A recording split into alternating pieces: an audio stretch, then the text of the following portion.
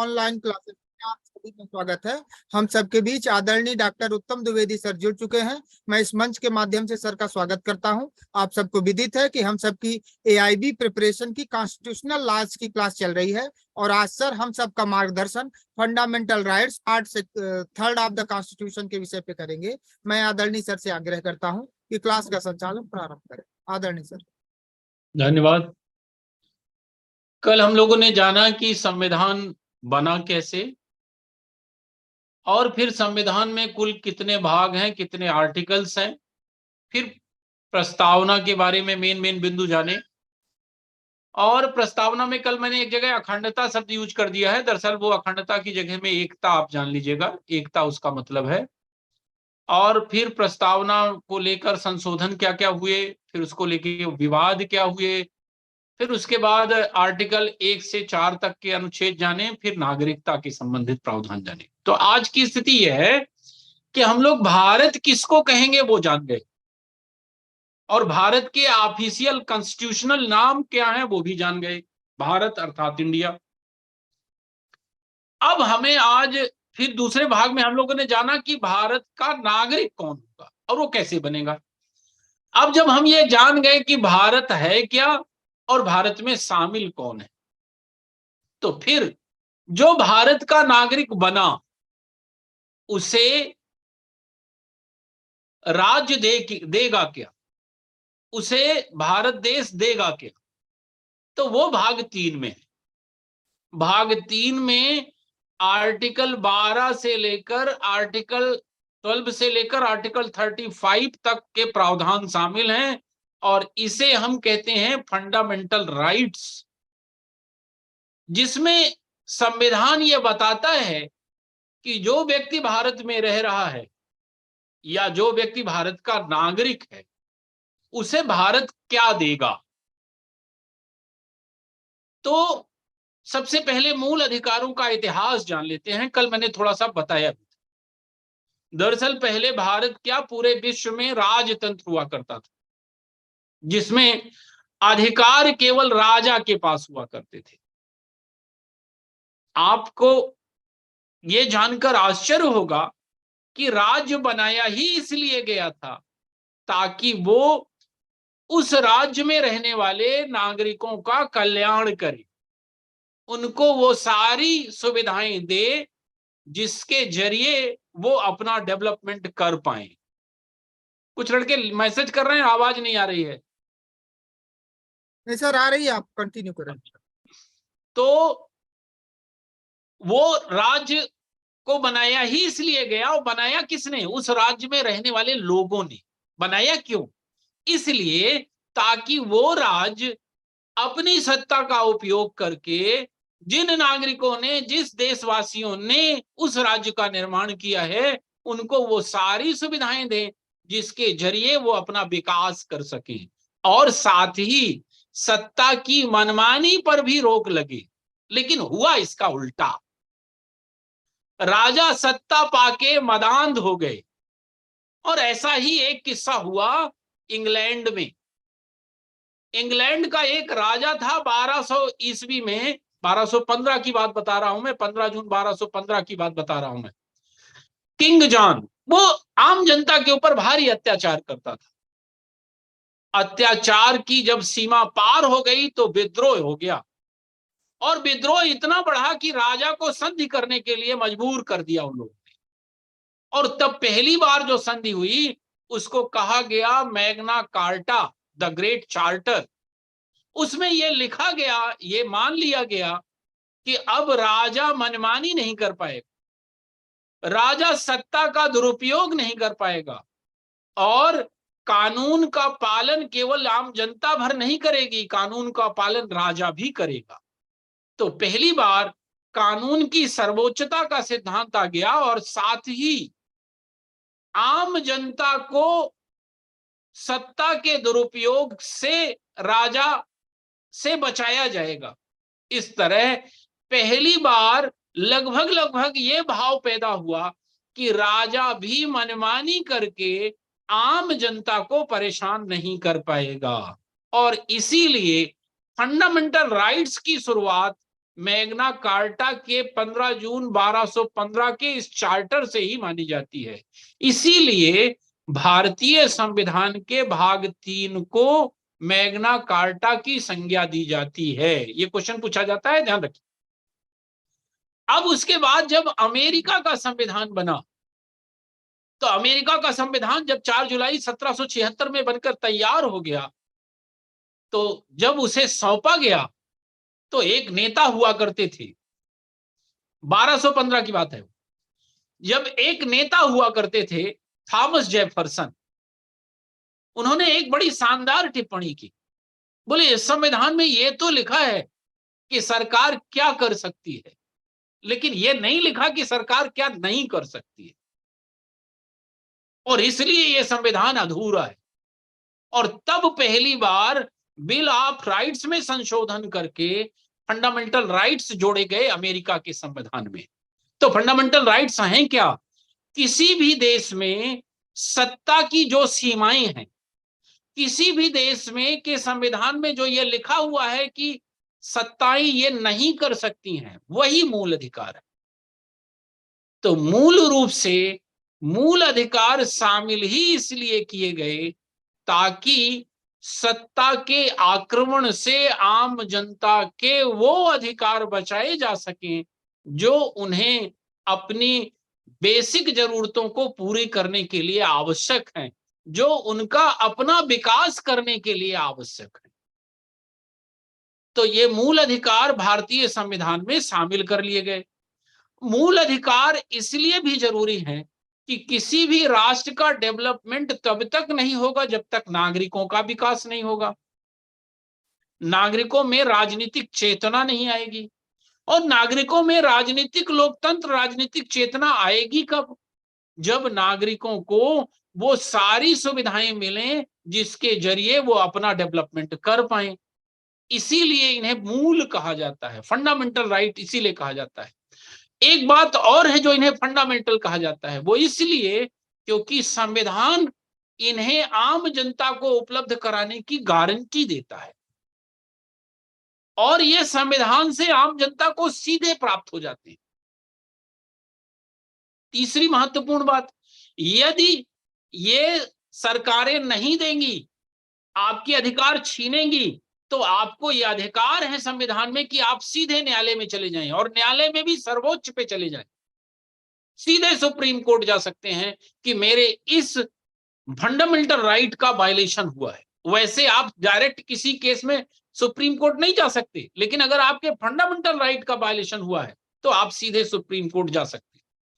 Murder हो गया, मृत्यु हो गई, तो भी सुप्रीम कोर्ट सीधे नहीं जा सकते, लेकिन फंडामेंटल राइट के वायलेशन में आप सीधे सुप्रीम कोर्ट जा सकते हैं आर्टिकल 32 के तहत। इसलिए भी इन्हें फंडामेंटल कहा जाता है। अब प्रश्न यह उठता है कि हमारे संविधान में कितने प्रकार के मूल अधिकार हैं? तो हमारा जो संविधान है उसमें 7 तरह के मूल अधिकार हैं, 7 प्रकार के। उसमें से 44वें संविधान संशोधन द्वारा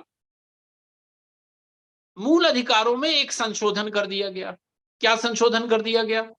संपत्ति का अधिकार जो मूल अधिकार था आर्टिकल 31 में के तहत, उसे मूल अधिकारों की सूची से हटा दिया गया और उसे संविधान में एक नया आर्टिकल जोड़ा गया, आर्टिकल 300A, और वहां रख दिया गया।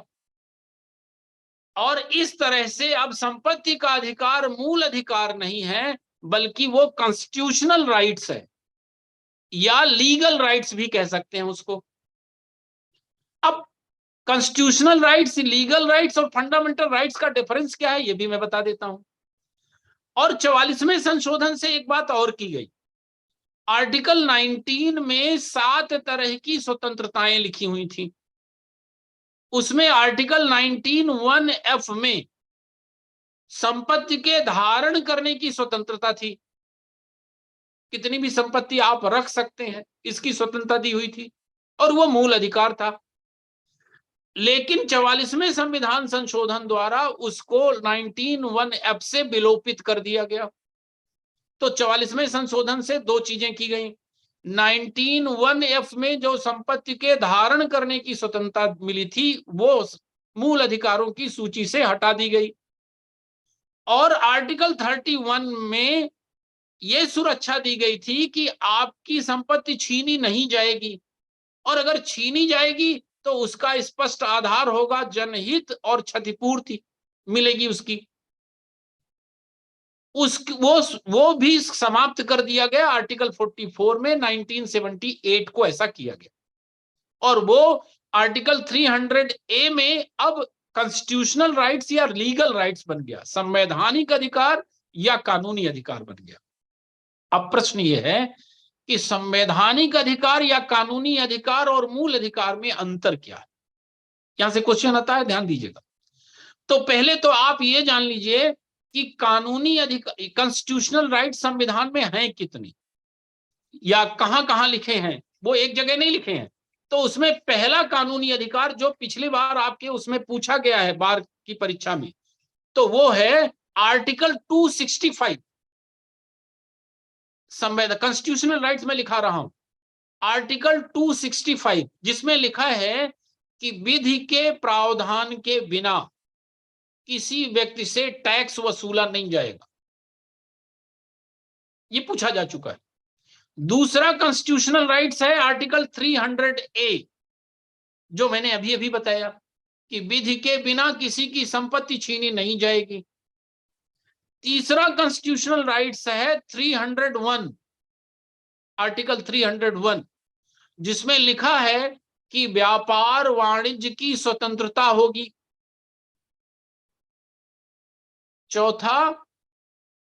चौथा है भारत के राज्य क्षेत्र में कहीं भी व्यापार वाणिज्य की स्वतंत्रता है।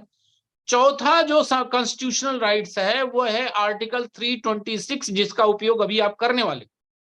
उसमें लिखा हुआ है कि लोकसभा और विधानसभा के चुनाव में सारे वयस्क मताधिकार, जो वयस्क हो गए हैं, वो अपने मताधिकार का प्रयोग कर सकेंगे।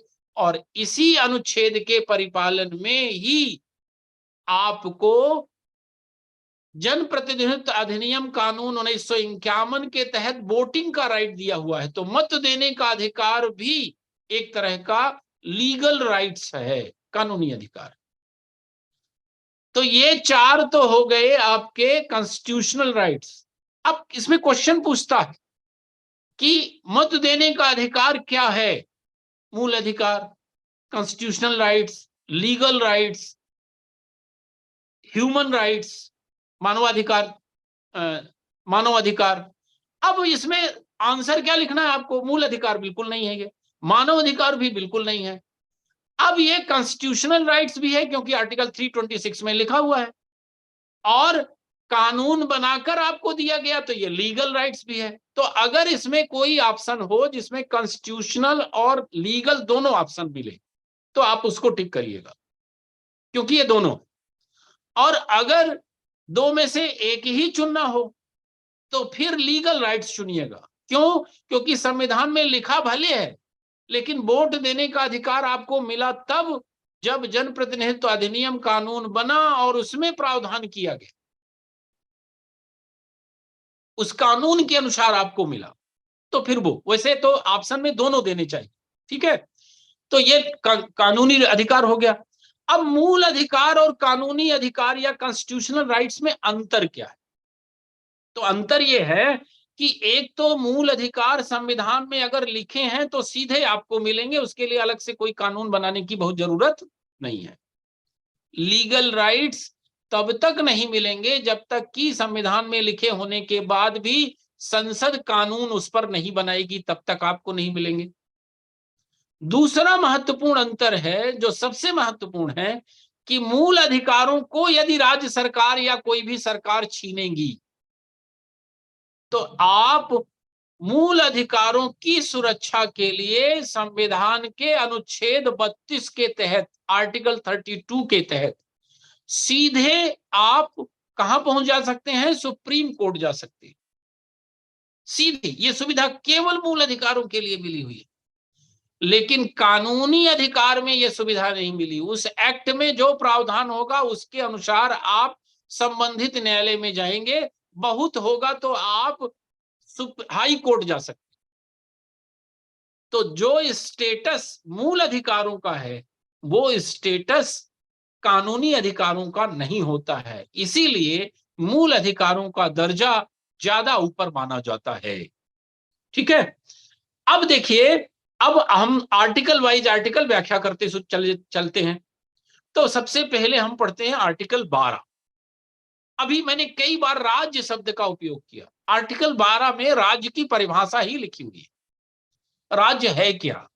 तो आर्टिकल 12 की डेफिनेशन के अनुसार राज्य में केंद्र की कार्यपालिका सरकार और राज्य की कार्यपालिका, केंद्र की संसद और राज्यों की विधानसभाएं, इसके अलावा सारे महत्वपूर्ण पदाधिकारी, स्थानीय निकाय, ये सारे लोग राज्य की परिभाषा में शामिल होते हैं। अर्थात इनके किसी कृत्य के कारण यदि मूल अधिकार छीने जाएंगे तो आप सीधे सुप्रीम कोर्ट जा सकते हैं।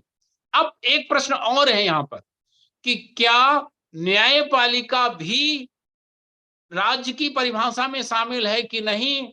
तो सामान्यतया न्यायपालिका राज्य की परिभाषा में शामिल नहीं है। लेकिन एक रिजू प्रसाद का शर्मा का एक केस आया था, उसमें न्यायालय ने कहा है कि यदि वो प्रशासनिक काम न्यायालय कर रहा है तब उसे राज्य की परिभाषा में शामिल माना जा सकता है, लेकिन जुडिशियरी के काम करते समय नहीं माना जाएगा। तो सामान्यतया तो यही है कि वो नहीं माना जाएगा। ठीक है, सामान्यतया ये है कि वो नहीं माना जाए। अच्छा, अब आर्टिकल 12 में राज्य को परिभाषित कर दिया गया। इसी राज्य के खिलाफ सुरक्षा आपको मूल अधिकारों के रूप में दी गई है। दूसरा महत्वपूर्ण बिंदु यह है जो आपको जानना चाहिए कि जो मूल अधिकार मिले हुए हैं उसकी दो कैटेगरी। एक कैटेगरी वो है जो मैंने कल आपको बताई, कुछ मूल अधिकार ऐसे हैं जो केवल नागरिकों को मिले हुए, उनका नाम लिख लीजिएगा। आर्टिकल 15 केवल नागरिकों को मिला है, आर्टिकल 16 केवल नागरिकों को, 19 भी केवल नागरिकों को, 29 और 30। तो 15, 16, 19, 29 और 30 ये 5 आर्टिकल ऐसे हैं जो केवल भारत के नागरिकों को मिले हुए हैं। तो फिर बाकी के आर्टिकल की क्या स्थिति है? तो बाकी के जितने फंडामेंटल राइट्स हैं वो नागरिकों को तो मिले ही, लेकिन नागरिकों के साथ साथ विदेशियों को भी मिले हुए हैं। मतलब भारत में रह रहे हर किसी व्यक्ति को वो अधिकार मिले हुए हैं नागरिकों के साथ साथ। तो आर्टिकल 12 समझ गए आप। अब आर्टिकल 13 में आइए, बहुत ही महत्वपूर्ण आर्टिकल है आर्टिकल 13, समझना अच्छे से। आर्टिकल 13 वही है जो जिस मूल उद्देश्य के लिए जोड़े गए मूल अधिकार, अगर आर्टिकल 13 नहीं होता तो वो उद्देश्य समाप्त हो गया। आर्टिकल 13 कहता है, दो भाग हैं उसके। आर्टिकल 13 कह रहा है कि भारत में लागू कोई भी लॉ संविधान लागू होने के बाद उस मात्रा तक शून्य होंगे जिस मात्रा तक वह मूल अधिकारों का उल्लंघन कर रहे। मतलब भारत में अगर कोई कानून पहले से लागू है, पहले से लागू होने का मतलब क्या? अंग्रेज सत्ता में थे, उन्होंने कानून बनाए थे। अब वो कोई भी कानून जो भारत में लागू है और अब संविधान लागू हो गया, तो कोई भी कानून में अगर कोई प्रावधान ऐसा है जो मूल अधिकारों को छीन रहा है, मूल अधिकारों को रिस्ट्रिक्ट कर रहा है, तो वो सारे प्रावधान अवैध माने जाएंगे, शून्य माने जाएंगे। ये तो हो गया जो पहले से कानून चल रहे हैं, लॉ इन फोर्स। दूसरा प्रावधान इसमें लिखा है कि अब राज्य कोई ऐसा कानून नहीं बनाएगा। राज्य का मतलब क्या? वही आर्टिकल 12 वाला राज्य। राज्य अब कोई कानून ऐसा नहीं बनाएगा जो मूल अधिकारों को छीने या उसे कम करे। मतलब दोनों बातें उसने समाहित कर दी। पहले से अगर कोई कानून ऐसा है जो मूल अधिकार को छीन रहा है वो भी शून्य, और नया कोई कानून आप बना ही नहीं सकते जो मूल अधिकारों को छीने। आर्टिकल 13(1) और 13(2) में यही लिखा है। फिर 13(3) भी है, उसमें विधि की परिभाषा लिखी है। अब वो बड़ी मजेदार है। विधि की परिभाषा जो लिखी है, देखिए जो आर्टिकल 13(1) है उसमें law in force word use हुआ है, और आर्टिकल 13(2) में केवल लॉ यूज हुआ है। आर्टिकल 13(1) में जो लॉ इन फोर्स है वो पहले से बने कानूनों के लिए है, और आर्टिकल 13(2) स्वतंत्र होने के बाद कोई कानून बनता है उसके लिए है। तो स्वतंत्र होने के बाद कोई कानून जो बनता है उसके लिए विधि की परिभाषा दी हुई है, ordinance, order, bylaws, rule, regulation या नोटिफिकेशन या कस्टम। मतलब कोई कस्टम अगर ऐसी है जो मूल अधिकारों को छीन रही है तो वो समाप्त की जाएगी, जैसे अस्पृश्यता। कोई अधिसूचना ऐसी है, कोई ऑर्डर ऐसा निकला है, कोई नियम ऐसा बना है, कोई ऑर्डिनेंस ऐसा जारी हो गया, कोई ऑर्डर ऐसा जारी हो गया, कुछ भी ऐसा जारी हो गया है जो मूल अधिकारों के विरोध में है तो वो अपने आप समाप्त माना जाए। अब दूसरा भाग उसमें लिख रहा है प्रदत्त विधि माने लॉ इन फोर्स का मतलब भारत के विधानमंडल द्वारा बनाया गया कोई भी कानून अगर मूल अधिकारों के अगेंस्ट है तो वो शून्य माना जाए। आर्टिकल 13 को समझे रहिएगा, सारे विवाद 13 से ही टकराएंगे, 13 के कारण ही सारे विवाद पैदा होंगे। जब वहां पहुंच जाएंगे तब इसकी व्याख्या करेंगे। तो 13 क्या कहता है, पहले से बना कोई कानून या अब का कोई कानून अगर मूल अधिकार के विरोध में है तो वो शून्य माना जाएगा। चलिए अब फंडामेंटल राइट्स जहां से शुरू हो रहे हैं वहां की बात करते हैं। तो आर्टिकल पहला फंडामेंटल राइट है राइट टू इक्वलिटी, समता का अधिकार, और इसमें 4 आर्टिकल, आर्टिकल 14, 15, 16, 17, 18, 5 आर्टिकल हो गए। 14, 15, 16, 17, 18 बारी बारी से समझते हैं। उसमें से 14 जो आर्टिकल है वो इसका सबसे महत्वपूर्ण आर्टिकल है। बाकी आर्टिकल 14 के क्लाज को पूरा करने के लिए ही रहा है संविधान में। 14 के 2 पार्ट, पहला पार्ट है 14 का राइट टू इक्वलिटी,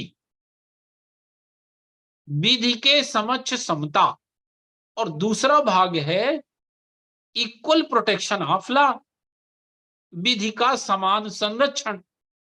अब वैसे तो सामान्य भाषा में लोग दोनों की एक ही व्याख्या करते हैं, लेकिन दोनों के भाव अलग अलग, दोनों के मतलब अलग अलग। विधि के समक्ष समता का जो प्रावधान है वो ये कहता है कि देखिए जब भारत स्वतंत्र हुआ था उसके पहले भारत में कुछ लोग ऐसे थे, कुछ वर्ग ऐसे थे कि जिनको विशेषाधिकार कई तरह के मिले थे और वो कानून की परिधि से बाहर हुआ करते थे। दूसरे लोगों पर तो वो लागू होता था, लेकिन उन लोगों पर वो लागू नहीं होता था कानून।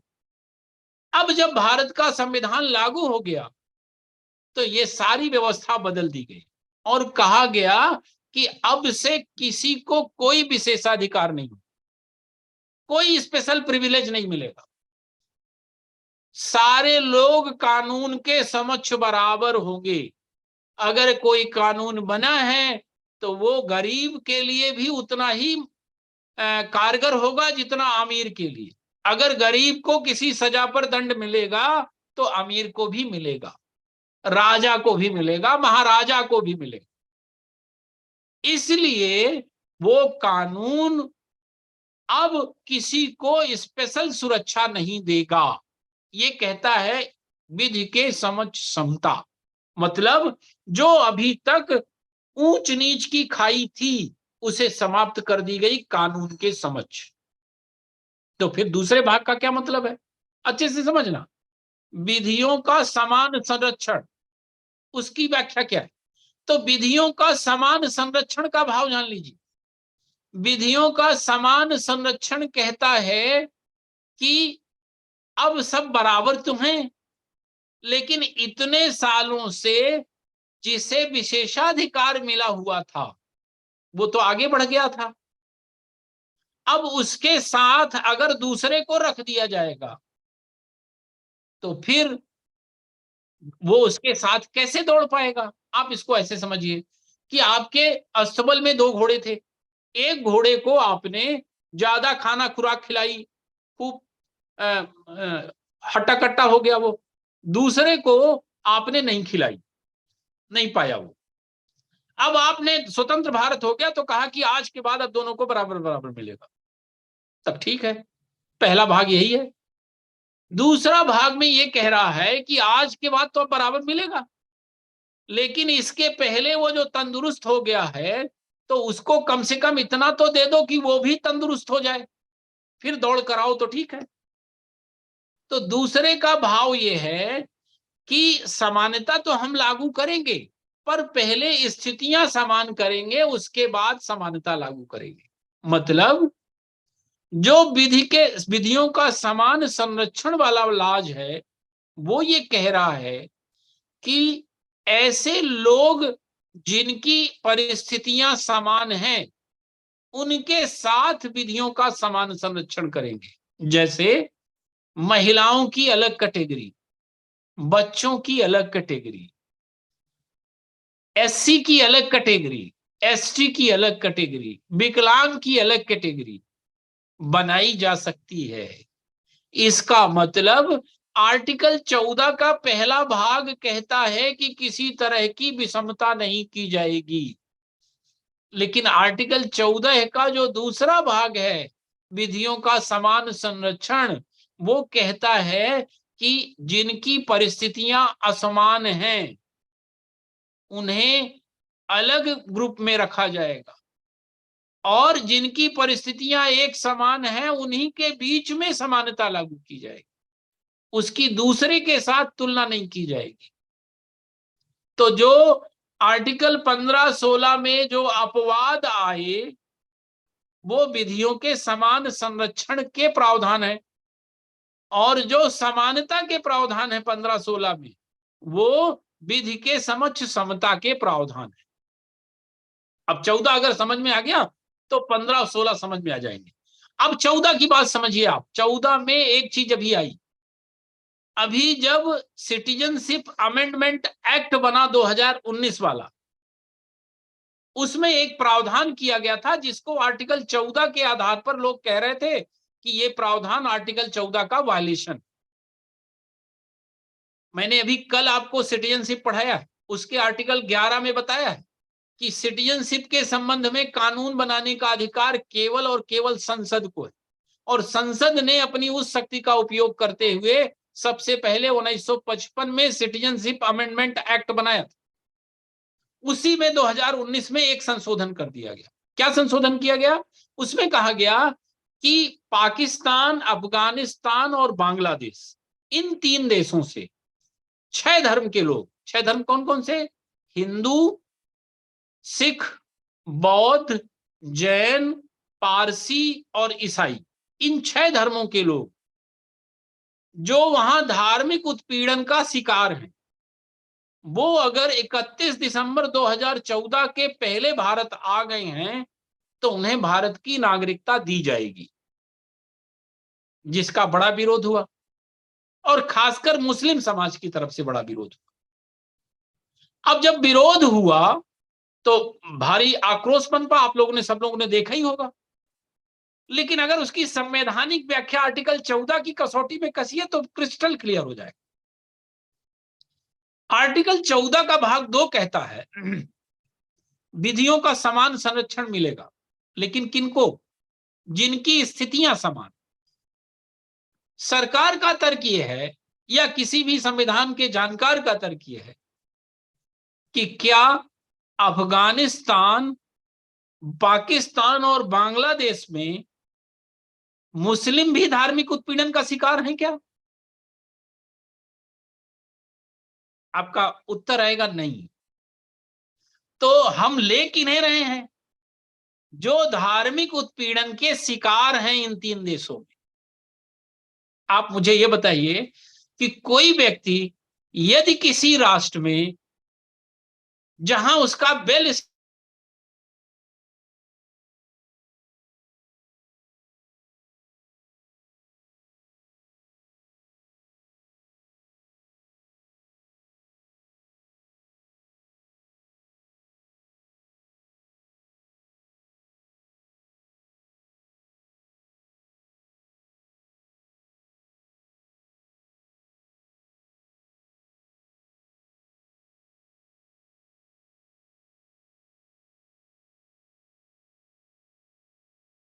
मुस्लिम की, इसलिए आर्टिकल 14 के तहत उसे ये सुरक्षा नहीं मिलेगी।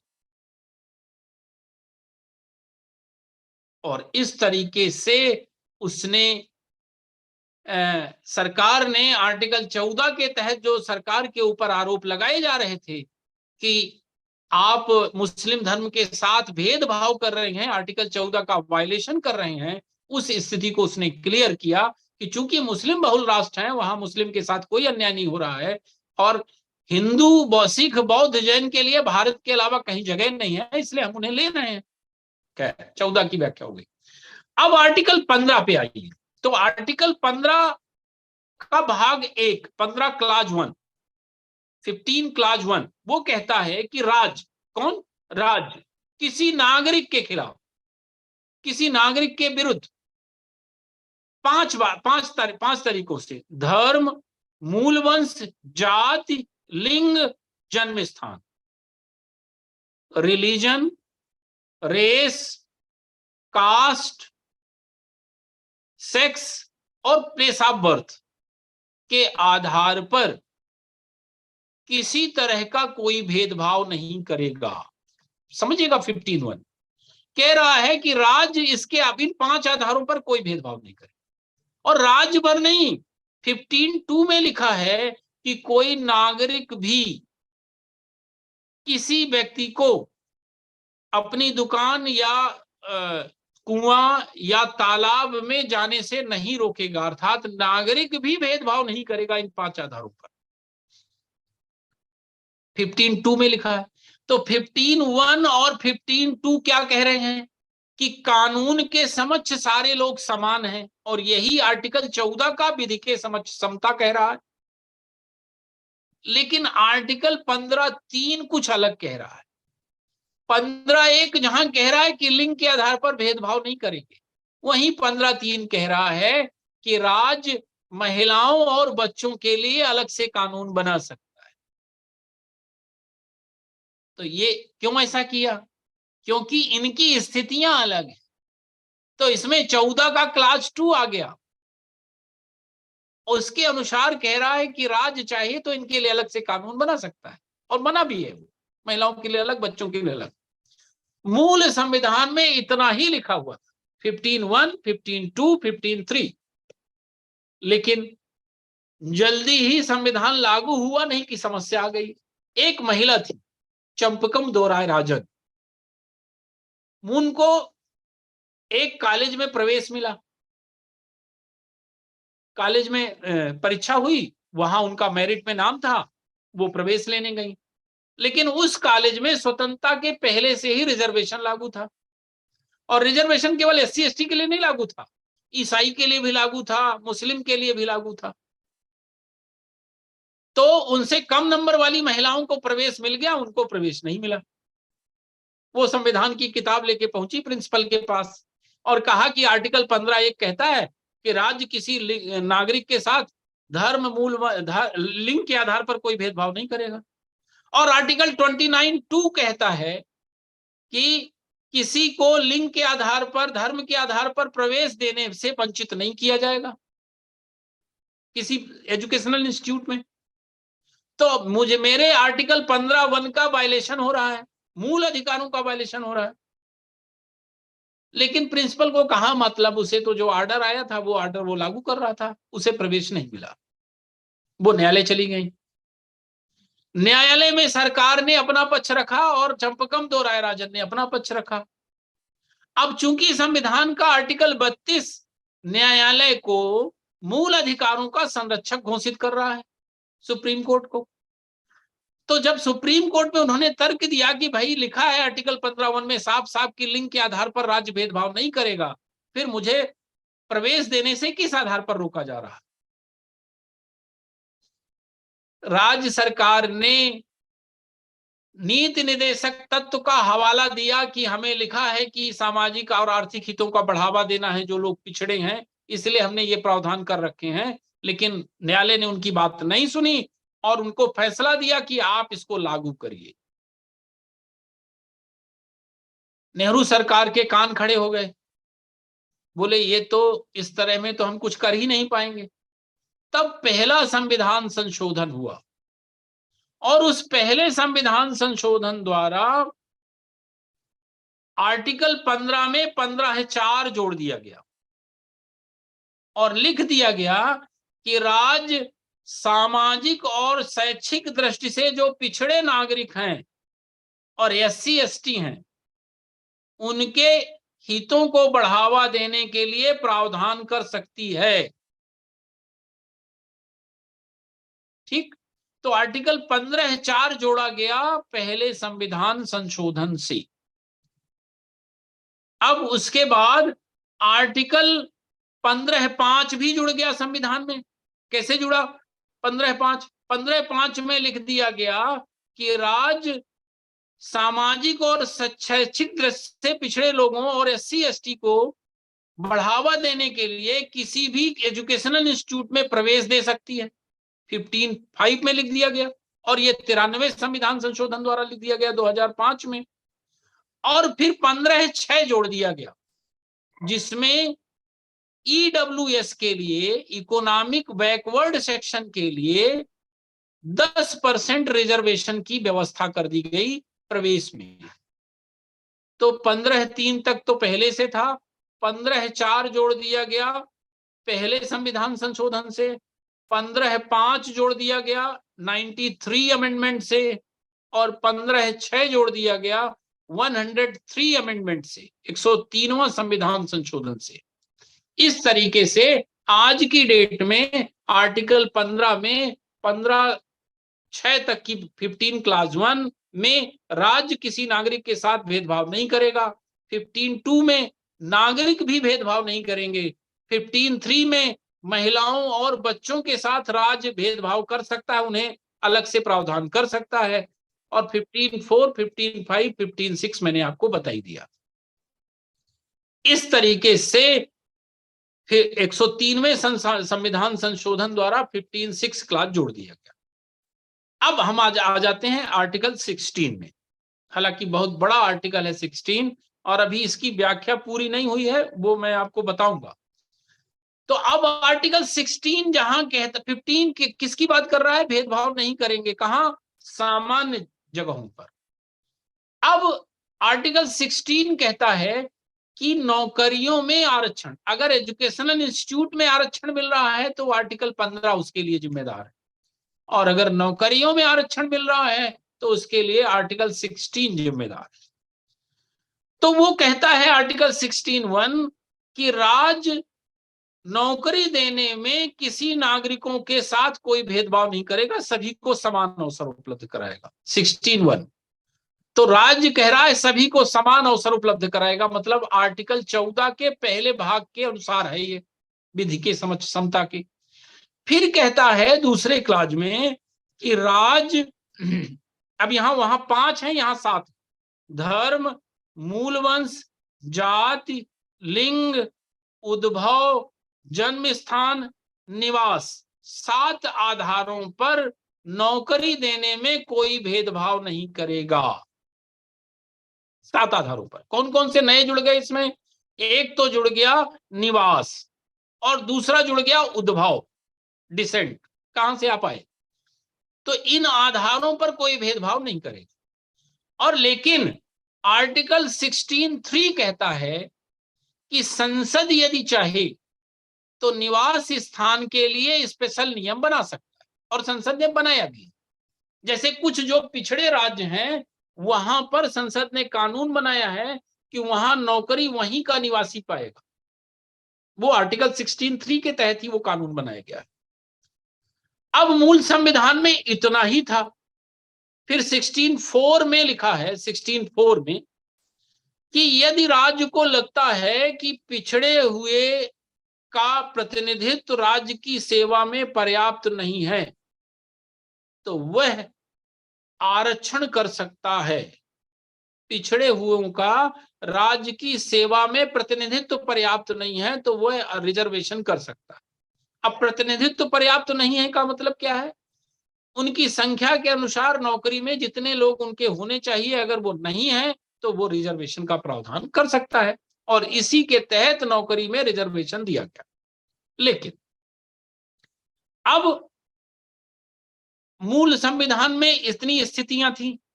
अब क्या हुआ कि एक संविधान का आर्टिकल है, आर्टिकल 340, उसके तहत राष्ट्रपति को यह अधिकार है कि वो पिछड़ा वर्ग की स्थिति जानने के लिए एक पिछड़ा वर्ग आयोग का गठन कर सकता है।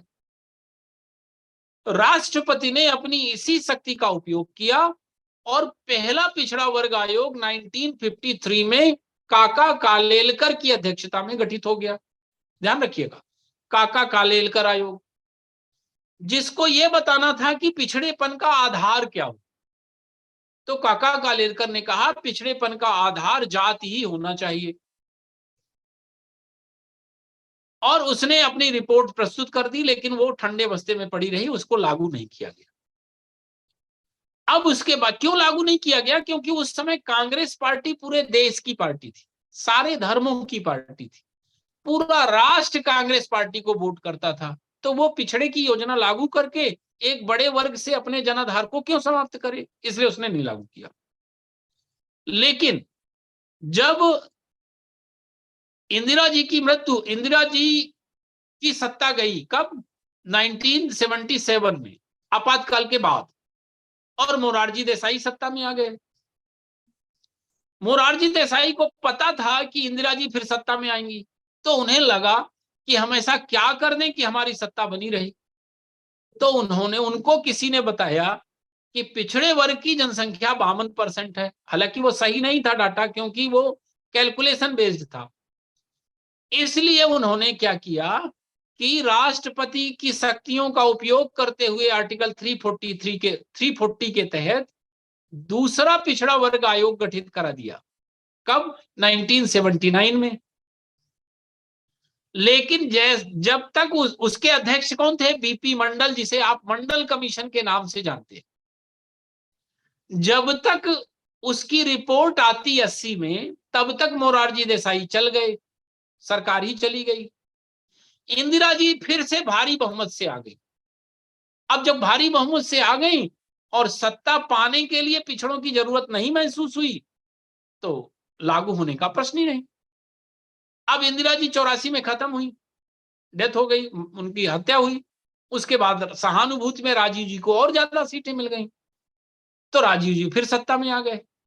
अब जब राजीव जी का कार्यकाल समाप्त होने वाला था, उसी समय उनके ऊपर एक आरोप लगा बोफोर्स तोप सौदे का। उस समय एक नेता हुआ करते थे बीपी सिंह। बीपी सिंह जी ने राजीव गांधी के ऊपर आरोप लगाकर और अपनी ईमानदार छवि बनाए रखने के लिए इस्तीफा दे दिया कांग्रेस पार्टी से। नया नारा आ गया राजनीति में, राजा नहीं फकीर है, देश की तकदीर है। अब बीपी सिंह जब आ गए तो कांग्रेस पार्टी की स्थिति खराब हुई। चुनाव हुआ, चुनाव के बाद भाजपा के सहयोग से बीपी सिंह प्राइम मिनिस्टर बन गए। लेकिन बीपी सिंह जी को पता था कि यह सत्ता बहुत दिन नहीं रहने वाली है, तो कुछ किया जाए। तो बीपी सिंह ने कुछ किया। वो जो मंडल कमीशन की रिपोर्ट आई थी, उस मंडल कमीशन की रिपोर्ट में 80 में जो आई थी, उसमें कहा कि ओबीसी की जनसंख्या 52% है और इसलिए 27% ओबीसी को रिजर्वेशन दिया जाए। एससी को पहले से ही 15% रिजर्वेशन मिल रहा था, एसटी को 7.5% मिल रहा था, तो 22.5% पहले से रिजर्वेशन था। ओबीसी को 27% देने की रिकमेंडेशन की, अगर दोनों को जोड़ दें तो 49.5% रिजर्वेशन होना था। बीपी सिंह को बात जम गई। कि 52% को अगर खुश कर लेंगे तो सत्ता से मुझे कोई हटा नहीं पाएगा। बीपी सिंह जी ने वो फैसला लागू कर दिया, ओबीसी को 27% आरक्षण लागू कर दिया। पूरे देश में भारी बवाल मचा, कई छात्रों ने आत्मदाह कर लिया, कई जगह बस जला दी गई, भारी उथल पुथल राजनीति में मची। लेकिन बीपी सिंह जी का ख्वाब ख्वाब ही रह गया। उनकी जो सहयोगी पार्टी थी भाजपा, उसके अध्यक्ष हुआ करते थे आडवाणी जी। उनको लगा कि अगर 52% इनके पास चले जाएंगे तो हम तो रह जाएंगे ऐसे ही। तो उन्होंने मंडल की राजनीति शुरू कर दी थी। मंडल की राजनीति मतलब मंडल कमीशन को लागू किया। तो आडवाणी जी ने कमंडल की राजनीति शुरू कर दी। कमंडल जो हमारे यहाँ साधु संत लेते हैं, जो पात्र पानी पीने के लिए, उसको कमंडल कहते हैं। उन्होंने क्या किया, राम मंदिर का मुद्दा छेड़ दिया और रथ यात्रा निकाल दी। तो अब जो अभी हिंदू में जाति आधारित बांटने का कुचक्र चल रहा था, वो अब धर्म आधारित में बदल गया। अब जातियां सब एकजुट हो गई, सारे हिंदू, क्योंकि सबकी आस्था के केंद्र बिंदु भगवान राम, अयोध्या में राम मंदिर वो बनवाना चाह रहे थे। परिणाम ये हुआ कि सारा जो ओबीसी उसकी तरफ जा रहा था, बीपी सिंह की तरफ, वो सारा यूनाइट होकर हिंदू के नाम पर भाजपा के साथ आ गया। लेकिन ना सफल मंडल की राजनीति हुई, ना कमंडल की। क्यों? क्योंकि चुनाव हो रहे थे और 1991 में पेरमदूर में राजीव गांधी जी की एक चुनावी सभा में हत्या कर दी गई, आप सबको पता है। और जब हत्या कर दी गई तो अब सहानुभूति कांग्रेस की नंबर 1 पे आ गई। मंडल भी किनारे चला गया, कमंडल भी किनारे चला गया। और फिर से चुनाव हुए। तो फिर से चुनाव होने पर नरसिंह राव जी की सरकार बन गई और इस तरह कांग्रेस की सरकार फिर से बन गई। पर ओबीसी की राजनीति का वो जिन्न बाहर आ चुका था।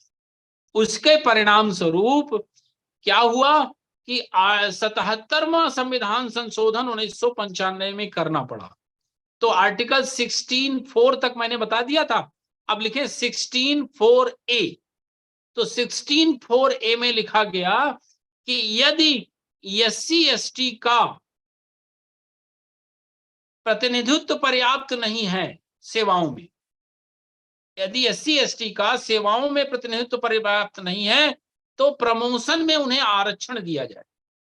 ये 1995 में जोड़ दिया गया। प्रमोशन में रिजर्वेशन की शुरुआत यहीं से हो गई, 16(4)A। फिर 16(4)A में एक चीज और जोड़ी गई 85वें संविधान संशोधन द्वारा, कॉन्सिक्वेंशियल सीनियरिटी का कॉन्सेप्ट जोड़ा गया, परिणामी ज्येष्ठता का सिद्धांत जोड़ा गया। अब कॉन्सिक्वेंशियल सीनियरिटी क्या है, एक उदाहरण से समझ लीजिए। मान लीजिए कि एक जनरल का व्यक्ति 2008 में असिस्टेंट प्रोफेसर बना और एक एससी का असिस्टेंट प्रोफेसर बना। जनरल या ओबीसी दोनों एक तरफ कर दीजिए, एससी एसटी एक तरफ कर दीजिए। अब चूंकि प्रमोशन में रिजर्वेशन हो गया तो भले 2008 में जनरल का ज्वाइन किया है और 2010 में एससी का ज्वाइन किया है, लेकिन प्रमोशन में रिजर्वेशन है, इसलिए एससी वाला पहले प्रमोट होके प्रोफेसर बन गया। मान लीजिए कि 2016 में वो प्रोफेसर बन गया। जनरल वाला 2008 का है लेकिन अभी वो प्रोफेसर नहीं बना। मान लीजिए कि जनरल वाला भी 2018 में प्रोफेसर बन गया, तो जनरल वाला 18 में प्रोफेसर बना और एससी वाला है उसकी ज्वाइनिंग बाद की, लेकिन वो 16 में ही प्रोफेसर बन गया। तो पहले जो नियम था कि अब जब प्रोफेसर बन गए दोनों, तो चूंकि 2008 वाली ज्वाइनिंग पहले की है इसलिए जनरल वाला सीनियर माना जाएगा। पहले नियम ये था। अब नियम ये कर दिया गया 85वें संविधान संशोधन द्वारा कि 2016 में चूंकि वो प्रोफेसर बन गया है इसलिए वही सीनियर रहाएगा, अब जनरल वाला सीनियर नहीं। ये 85वें संविधान संशोधन द्वारा जोड़ा गया। अब फिर इसके प्लस माइनस क्या है वो मैं बताऊंगा। फिर 81वां संविधान संशोधन जोड़ा गया। 81वें संविधान संशोधन से 16(4)B जोड़ा गया। 16(4)B में कैरी फॉरवर्ड का नियम जोड़ दिया गया 81वें संविधान संशोधन का। मतलब कैरी फॉरवर्ड का मतलब है कि अगर 2020 में SC/ST के लिए 100 वैकेंसी निकली हैं और वो भरी नहीं गई हैं, तो वो जितनी सीटें रिक्त हैं वो अगले साल की वैकेंसी में उनके लिए सुरक्षित कर दी जाएगी। ये जोड़ा गया 81वें संविधान संशोधन द्वारा, आर्टिकल 16(4)B द्वारा। ठीक इस तरीके से ये राजनीति इधर चलती रही। उधर एक और परिवर्तन आया। जब नरसिंह राव की सरकार बनी तो नरसिंह राव की सरकार ने क्या किया कि उसे मालूम था कि अब राजनीति की दिशा बदल चुकी है और कांग्रेस को वो जनाधार अब नहीं है जो कभी हुआ करता, इसलिए वो भी इसी जातिगत राजनीति में कूद गई। और कूदने के बाद उसने क्या किया कि पिछड़ों को बांटने के लिए एक अति पिछड़ा का कार्ड चला दिया, अति पिछड़ा बात चलाया।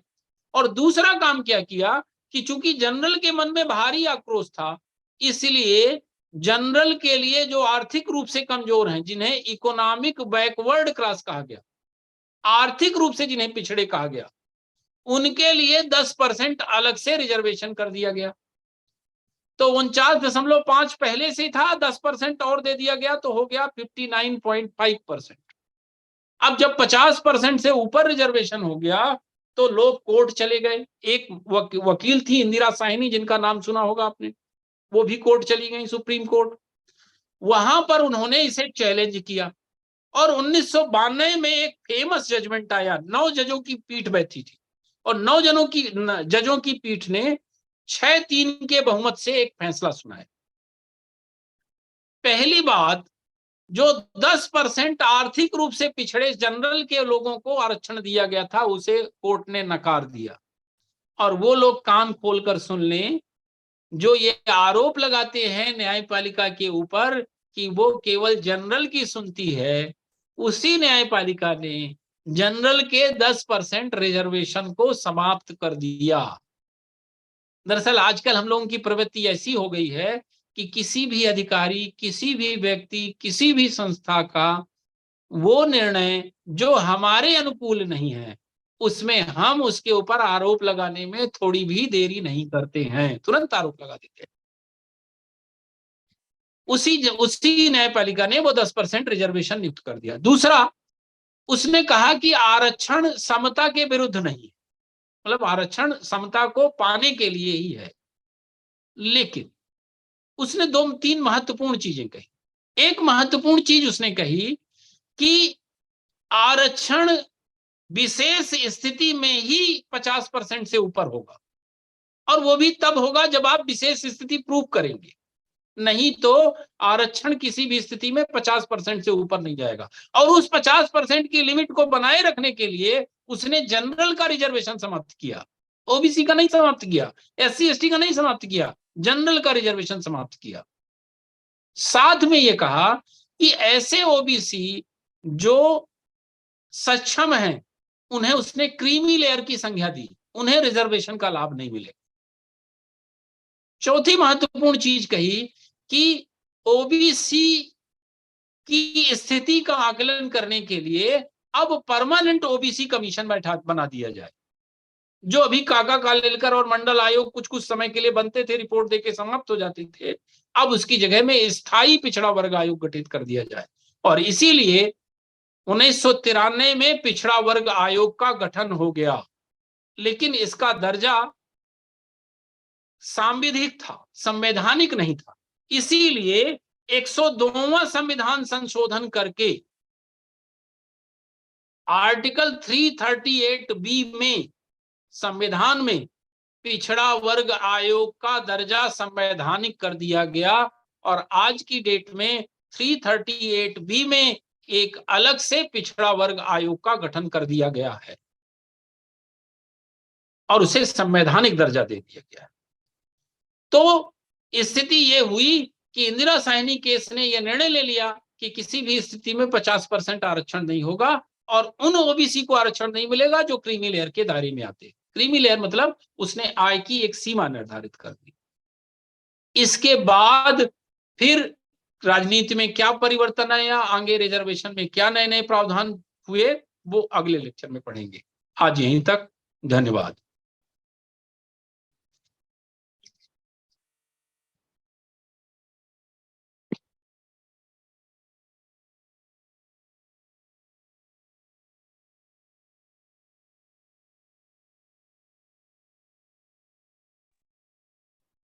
धन्यवाद सर, आपके इस मार्गदर्शन के लिए हृदय से आभार।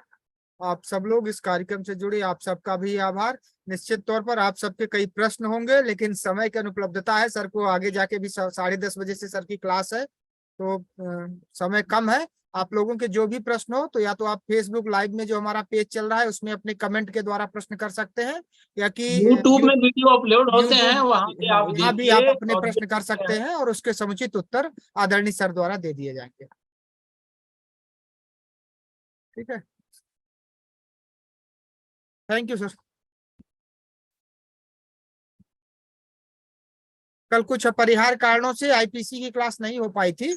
आज 8 बजे से आपकी क्लास है आईपीसी की। जी सर, धन्यवाद सर। ठीक है, धन्यवाद sir. Thank you sir. Thank you sir. ठीक है, thank you sir. Thank you sir. Thank you sir. Thank you sir. Online classes में आप सभी का स्वागत है। हम सबके बीच आदरणीय डॉक्टर उत्तम द्विवेदी सर जुड़ चुके हैं। मैं इस मंच के माध्यम से सर का स्वागत करता हूं। आप सबको विदित है कि हम सबकी एआईबी प्रिपरेशन की कॉन्स्टिट्यूशनल लॉज की क्लास चल रही है, और आज सर हम सबका मार्गदर्शन fundamental rights part 3 of the constitution के विषय पे करेंगे। मैं आदरणीय सर से आग्रह करता हूँ कि क्लास का संचालन प्रारंभ करें। आदरणीय सर। धन्यवाद। कल हम लोगों ने जाना कि संविधान बना कैसे, और फिर संविधान में कुल कितने भाग हैं, कितने आर्टिकल्स हैं, फिर प्रस्तावना के बारे में मेन बिंदु जाने। और प्रस्तावना में कल मैंने एक जगह अखंडता शब्द यूज कर दिया है, दरअसल वो अखंडता की जगह में एकता आप जान लीजिएगा, एकता उसका मतलब है। और फिर प्रस्तावना को लेकर संशोधन क्या क्या हुए, फिर उसको लेकर विवाद क्या हुए, फिर उसके बाद आर्टिकल 1 से 4 तक के अनुच्छेद जाने, फिर नागरिकता के संबंधित प्रावधान जाने। तो आज की स्थिति यह है कि हम लोग भारत किसको कहेंगे वो जान गए, और भारत के ऑफिशियल कॉन्स्टिट्यूशनल नाम क्या है वो भी जान गए, भारत अर्थात इंडिया। अब हमें आज फिर दूसरे भाग में हम लोगों ने जाना कि भारत का नागरिक कौन होगा और वो कैसे बनेगा। अब जब हम ये जान गए कि भारत है क्या और भारत में शामिल कौन है, तो फिर जो भारत का नागरिक बना उसे राज्य देगा क्या, उसे भारत देश देगा क्या। तो वो भाग 3 में है। भाग 3 में आर्टिकल 12 से लेकर आर्टिकल 12 से लेकर आर्टिकल 35 तक के प्रावधान शामिल हैं, और इसे हम कहते हैं फंडामेंटल राइट्स, जिसमें संविधान ये बताता है कि जो व्यक्ति भारत में रह रहा है या जो व्यक्ति भारत का नागरिक है उसे भारत क्या देगा। तो सबसे पहले मूल अधिकारों का इतिहास जान लेते हैं। कल मैंने थोड़ा सा बताया। दरअसल पहले भारत क्या पूरे विश्व में राजतंत्र हुआ करता था, जिसमें अधिकार केवल राजा के पास हुआ करते थे। आपको यह जानकर आश्चर्य होगा कि राज्य बनाया ही इसलिए गया था ताकि वो उस राज्य में रहने वाले नागरिकों का कल्याण करे, उनको वो सारी सुविधाएं दे जिसके जरिए वो अपना डेवलपमेंट कर पाए। कुछ लड़के मैसेज कर रहे हैं, आवाज नहीं आ रही है। नहीं सर, आ रही है, आप कंटिन्यू करें। तो वो राज्य को बनाया ही इसलिए गया, और बनाया किसने? उस राज्य में रहने वाले लोगों ने बनाया। क्यों? इसलिए ताकि वो राज्य अपनी सत्ता का उपयोग करके जिन नागरिकों ने, जिस देशवासियों ने उस राज्य का निर्माण किया है, उनको वो सारी सुविधाएं दें जिसके जरिए वो अपना विकास कर सके, और साथ ही सत्ता की मनमानी पर भी रोक लगे। लेकिन हुआ इसका उल्टा। राजा सत्ता पाके मदांध हो गए। और ऐसा ही एक किस्सा हुआ इंग्लैंड में। इंग्लैंड का एक राजा था 1200 ईस्वी में, 1215 की बात बता रहा हूं मैं, 15 जून 1215 की बात बता रहा हूं मैं। किंग जॉन, वो आम जनता के ऊपर भारी अत्याचार करता था। अत्याचार की जब सीमा पार हो गई तो विद्रोह हो गया, और विद्रोह इतना बढ़ा कि राजा को संधि करने के लिए मजबूर कर दिया उन लोगों ने। और तब पहली बार जो संधि हुई उसको कहा गया Magna carta, the great charter. उसमें यह लिखा गया, ये मान लिया गया कि अब राजा मनमानी नहीं कर पाएगा, राजा सत्ता का दुरुपयोग नहीं कर पाएगा, और कानून का पालन केवल आम जनता भर नहीं करेगी, कानून का पालन राजा भी करेगा। तो पहली बार कानून की सर्वोच्चता का सिद्धांत आ गया, और साथ ही आम जनता को सत्ता के दुरुपयोग से राजा से बचाया जाएगा। इस तरह पहली बार लगभग ये भाव पैदा हुआ कि राजा भी मनमानी करके आम जनता को परेशान नहीं कर पाएगा। और इसीलिए फंडामेंटल राइट्स की शुरुआत मैग्ना कार्टा के 15 जून 1215 के इस चार्टर से ही मानी जाती है। इसीलिए भारतीय संविधान के भाग 3 को मैग्ना कार्टा की संज्ञा दी जाती है। ये क्वेश्चन पूछा जाता है, ध्यान रखिए। अब उसके बाद जब अमेरिका का संविधान बना, तो अमेरिका का संविधान जब 4 जुलाई 1776 में बनकर तैयार हो गया, तो जब उसे सौंपा गया तो एक नेता हुआ करते थे, 1215 की बात है, जब एक नेता हुआ करते थे थॉमस जेफरसन, उन्होंने एक बड़ी शानदार टिप्पणी की। बोले इस संविधान में यह तो लिखा है कि सरकार क्या कर सकती है, लेकिन यह नहीं लिखा कि सरकार क्या नहीं कर सकती है, और इसलिए यह संविधान अधूरा है। और तब पहली बार बिल ऑफ राइट्स में संशोधन करके फंडामेंटल राइट्स जोड़े गए अमेरिका के संविधान में। तो फंडामेंटल राइट्स हैं क्या? किसी भी देश में सत्ता की जो सीमाएं हैं, किसी भी देश में के संविधान में जो ये लिखा हुआ है कि सत्ताएं ये नहीं कर सकती हैं, वही मूल अधिकार है। तो मूल रूप से मूल अधिकार शामिल ही इसलिए किए गए ताकि सत्ता के आक्रमण से आम जनता के वो अधिकार बचाए जा सकें जो उन्हें अपनी बेसिक जरूरतों को पूरी करने के लिए आवश्यक हैं, जो उनका अपना विकास करने के लिए आवश्यक है। तो ये मूल अधिकार भारतीय संविधान में शामिल कर लिए गए। मूल अधिकार इसलिए भी जरूरी है कि किसी भी राष्ट्र का डेवलपमेंट तब तक नहीं होगा जब तक नागरिकों का विकास नहीं होगा, नागरिकों में राजनीतिक चेतना नहीं आएगी। और नागरिकों में राजनीतिक लोकतंत्र, राजनीतिक चेतना आएगी कब? जब नागरिकों को वो सारी सुविधाएं मिलें जिसके जरिए वो अपना डेवलपमेंट कर पाए। इसीलिए इन्हें मूल कहा जाता है, फंडामेंटल राइट इसीलिए कहा जाता है। एक बात और है जो इन्हें फंडामेंटल कहा जाता है, वो इसलिए क्योंकि संविधान इन्हें आम जनता को उपलब्ध कराने की गारंटी देता है, और ये संविधान से आम जनता को सीधे प्राप्त हो जाते हैं। तीसरी महत्वपूर्ण बात, यदि ये सरकारें नहीं देंगी, आपके अधिकार छीनेंगी, तो आपको यह अधिकार है संविधान में कि आप सीधे न्यायालय में चले जाएं, और न्यायालय में भी सर्वोच्च पे चले जाएं, सीधे सुप्रीम कोर्ट जा सकते हैं कि मेरे इस फंडामेंटल राइट का वायलेशन हुआ है। वैसे आप डायरेक्ट किसी केस में सुप्रीम कोर्ट नहीं जा सकते, लेकिन अगर आपके फंडामेंटल राइट का वायलेशन हुआ है तो आप सीधे सुप्रीम कोर्ट जा सकते। मर्डर हो गया, मृत्यु हो गई, तो भी सुप्रीम कोर्ट सीधे नहीं जा सकते, लेकिन फंडामेंटल राइट के वायलेशन में आप सीधे सुप्रीम कोर्ट जा सकते हैं, आर्टिकल 32 के तहत। इसलिए भी इन्हें फंडामेंटल कहा जाता है। अब प्रश्न ये उठता है कि हमारे संविधान में कितने प्रकार के मूल अधिकार हैं? तो हमारा जो संविधान है उसमें 7 तरह के मूल अधिकार हैं। 7 प्रकार के, उसमें से 44वें संविधान संशोधन द्वारा मूल अधिकारों में एक संशोधन कर दिया गया। क्या संशोधन कर दिया गया? संपत्ति का अधिकार जो मूल अधिकार था आर्टिकल 31 में के तहत, उसे मूल अधिकारों की सूची से हटा दिया गया और उसे संविधान में एक नया आर्टिकल जोड़ा गया, आर्टिकल 300A, और वहां रख दिया गया।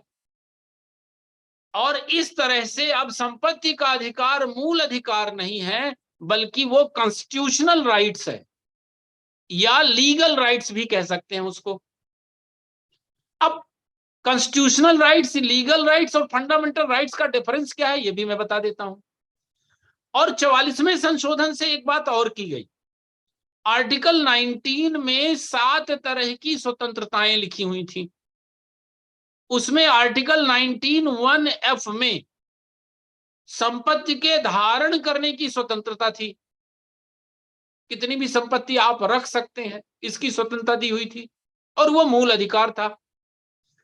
लेकिन 44वें संविधान संशोधन द्वारा उसको 19(1)(f) से विलोपित कर दिया गया। तो 44वें संशोधन से 2 चीजें की गई। 19(1)(f) में जो संपत्ति के धारण करने की स्वतंत्रता मिली थी, वो मूल अधिकारों की सूची से हटा दी गई। और आर्टिकल 31 में यह सुरक्षा दी गई थी कि आपकी संपत्ति छीनी नहीं जाएगी, और अगर छीनी जाएगी तो उसका स्पष्ट आधार होगा, जनहित और क्षतिपूर्ति मिलेगी उसकी। वो भी समाप्त कर दिया गया आर्टिकल 44 में। 1978 को ऐसा किया गया। और वो आर्टिकल 300A में अब कॉन्स्टिट्यूशनल राइट्स या लीगल राइट्स बन गया, संवैधानिक अधिकार या कानूनी अधिकार बन गया। अब प्रश्न ये है कि संवैधानिक अधिकार या कानूनी अधिकार और मूल अधिकार में अंतर क्या है? यहां से क्वेश्चन आता है, ध्यान दीजिएगा। तो पहले तो आप ये जान लीजिए कि कानूनी अधिकार, कॉन्स्टिट्यूशनल राइट संविधान में हैं कितने या कहां कहां लिखे हैं। वो एक जगह नहीं लिखे हैं। तो उसमें पहला कानूनी अधिकार जो पिछली बार आपके उसमें पूछा गया है बार की परीक्षा में, तो वो है आर्टिकल 265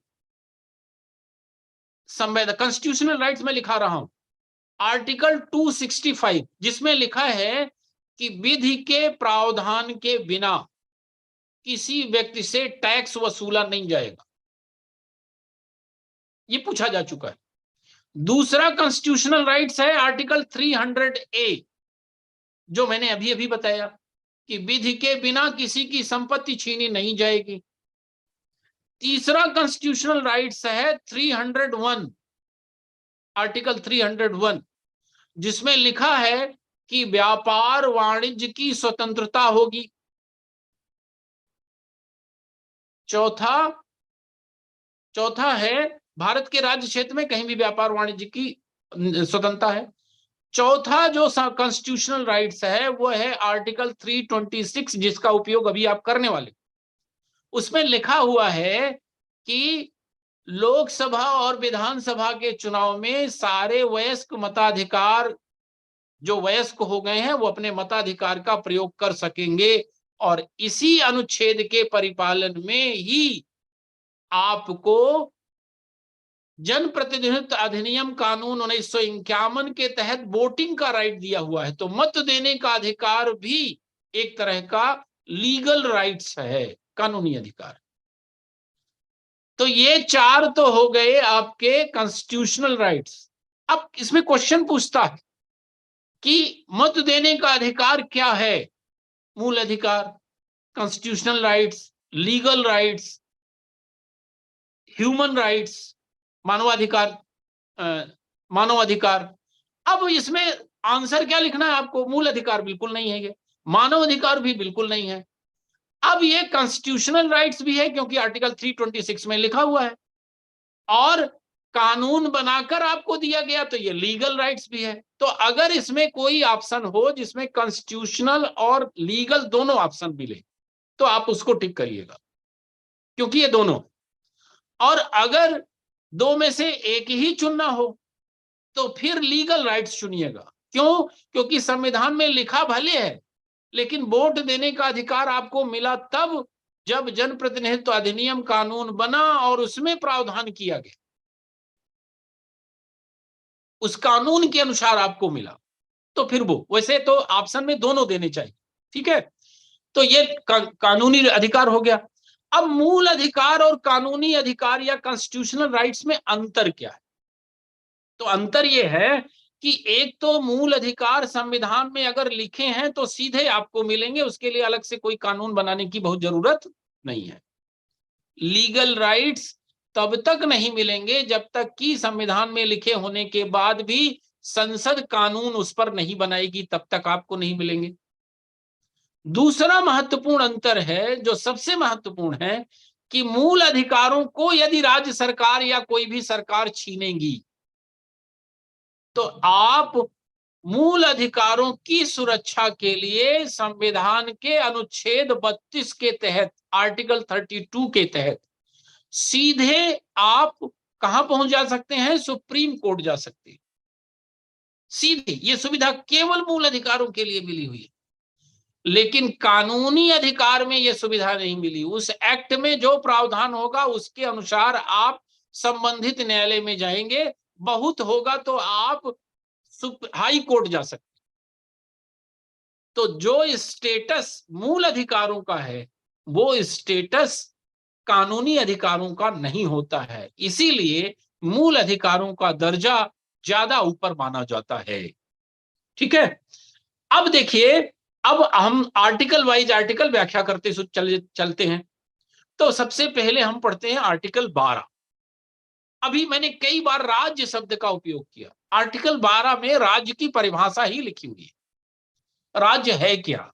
तो आर्टिकल 12 की डेफिनेशन के अनुसार राज्य में केंद्र की कार्यपालिका सरकार और राज्य की कार्यपालिका, केंद्र की संसद और राज्यों की विधानसभाएं, इसके अलावा सारे महत्वपूर्ण पदाधिकारी, स्थानीय निकाय, ये सारे लोग राज्य की परिभाषा में शामिल होते हैं। अर्थात इनके किसी कृत्य के कारण यदि मूल अधिकार छीने जाएंगे तो आप सीधे सुप्रीम कोर्ट जा सकते हैं।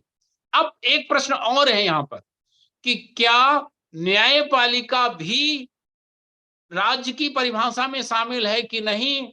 तो सामान्यतया न्यायपालिका राज्य की परिभाषा में शामिल नहीं है, लेकिन एक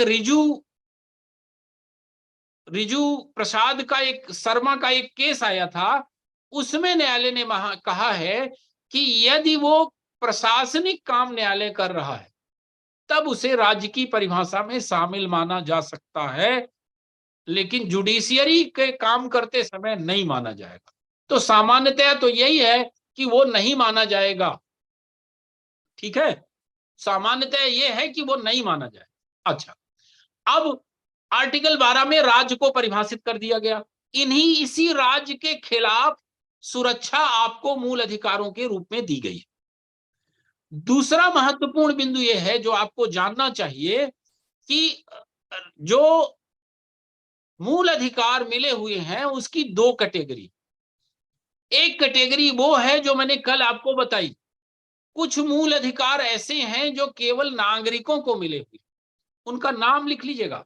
आर्टिकल 15 केवल नागरिकों को मिला है, आर्टिकल 16 केवल नागरिकों को, 19 भी केवल नागरिकों को, 29 और 30। तो 15, 16, 19, 29 और 30 ये 5 आर्टिकल ऐसे हैं जो केवल भारत के नागरिकों को मिले हुए हैं। तो फिर बाकी के आर्टिकल की क्या स्थिति है? तो बाकी के जितने फंडामेंटल राइट्स हैं वो नागरिकों को तो मिले ही, लेकिन नागरिकों के साथ साथ विदेशियों को भी मिले हुए हैं। मतलब भारत में रह रहे हर किसी व्यक्ति को वो अधिकार मिले हुए हैं नागरिकों के साथ साथ। तो आर्टिकल 12 समझ गए आप। अब आर्टिकल 13 में आइए। बहुत ही महत्वपूर्ण आर्टिकल है, आर्टिकल 13, समझना अच्छे से। आर्टिकल 13 वही है जो जिस मूल उद्देश्य के लिए जोड़े गए मूल अधिकार, अगर आर्टिकल 13 नहीं होता तो वो उद्देश्य समाप्त हो गया होता। आर्टिकल 13 कहता है, दो भाग हैं उसके। आर्टिकल 13 कह रहा है कि भारत में लागू कोई भी लॉ संविधान लागू होने के बाद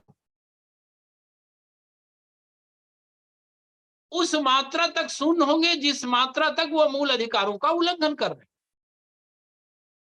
मतलब भारत में अगर कोई कानून पहले से लागू है, पहले से लागू होने का मतलब क्या, अंग्रेज सत्ता में थे, उन्होंने कानून बनाए थे, अब वो कोई भी कानून जो भारत में लागू है और अब संविधान लागू हो गया, तो कोई भी कानून में अगर कोई प्रावधान ऐसा है जो मूल अधिकारों को छीन रहा है, मूल अधिकारों को रिस्ट्रिक्ट कर रहा है, तो वो सारे प्रावधान अवैध माने जाएंगे, शून्य माने जाएंगे। ये तो हो गया जो पहले से कानून चल रहे हैं, लॉ इन फोर्स। दूसरा प्रावधान इसमें लिखा है कि अब राज्य कोई ऐसा कानून नहीं बनाएगा। राज्य का मतलब क्या, वही आर्टिकल 12 वाला राज्य। राज्य अब कोई कानून ऐसा नहीं बनाएगा जो मूल अधिकारों को छीने या उसे कम करे। मतलब दोनों बातें उसने समाहित कर दी। पहले से अगर कोई कानून ऐसा है जो मूल अधिकार को छीन रहा है वो भी शून्य, और नया कोई कानून आप बना ही नहीं सकते जो मूल अधिकारों को छीने। आर्टिकल 13(1) और 13(2) में यही लिखा है। फिर 13(3) भी है, उसमें विधि की परिभाषा लिखी है। अब वो बड़ी मजेदार है।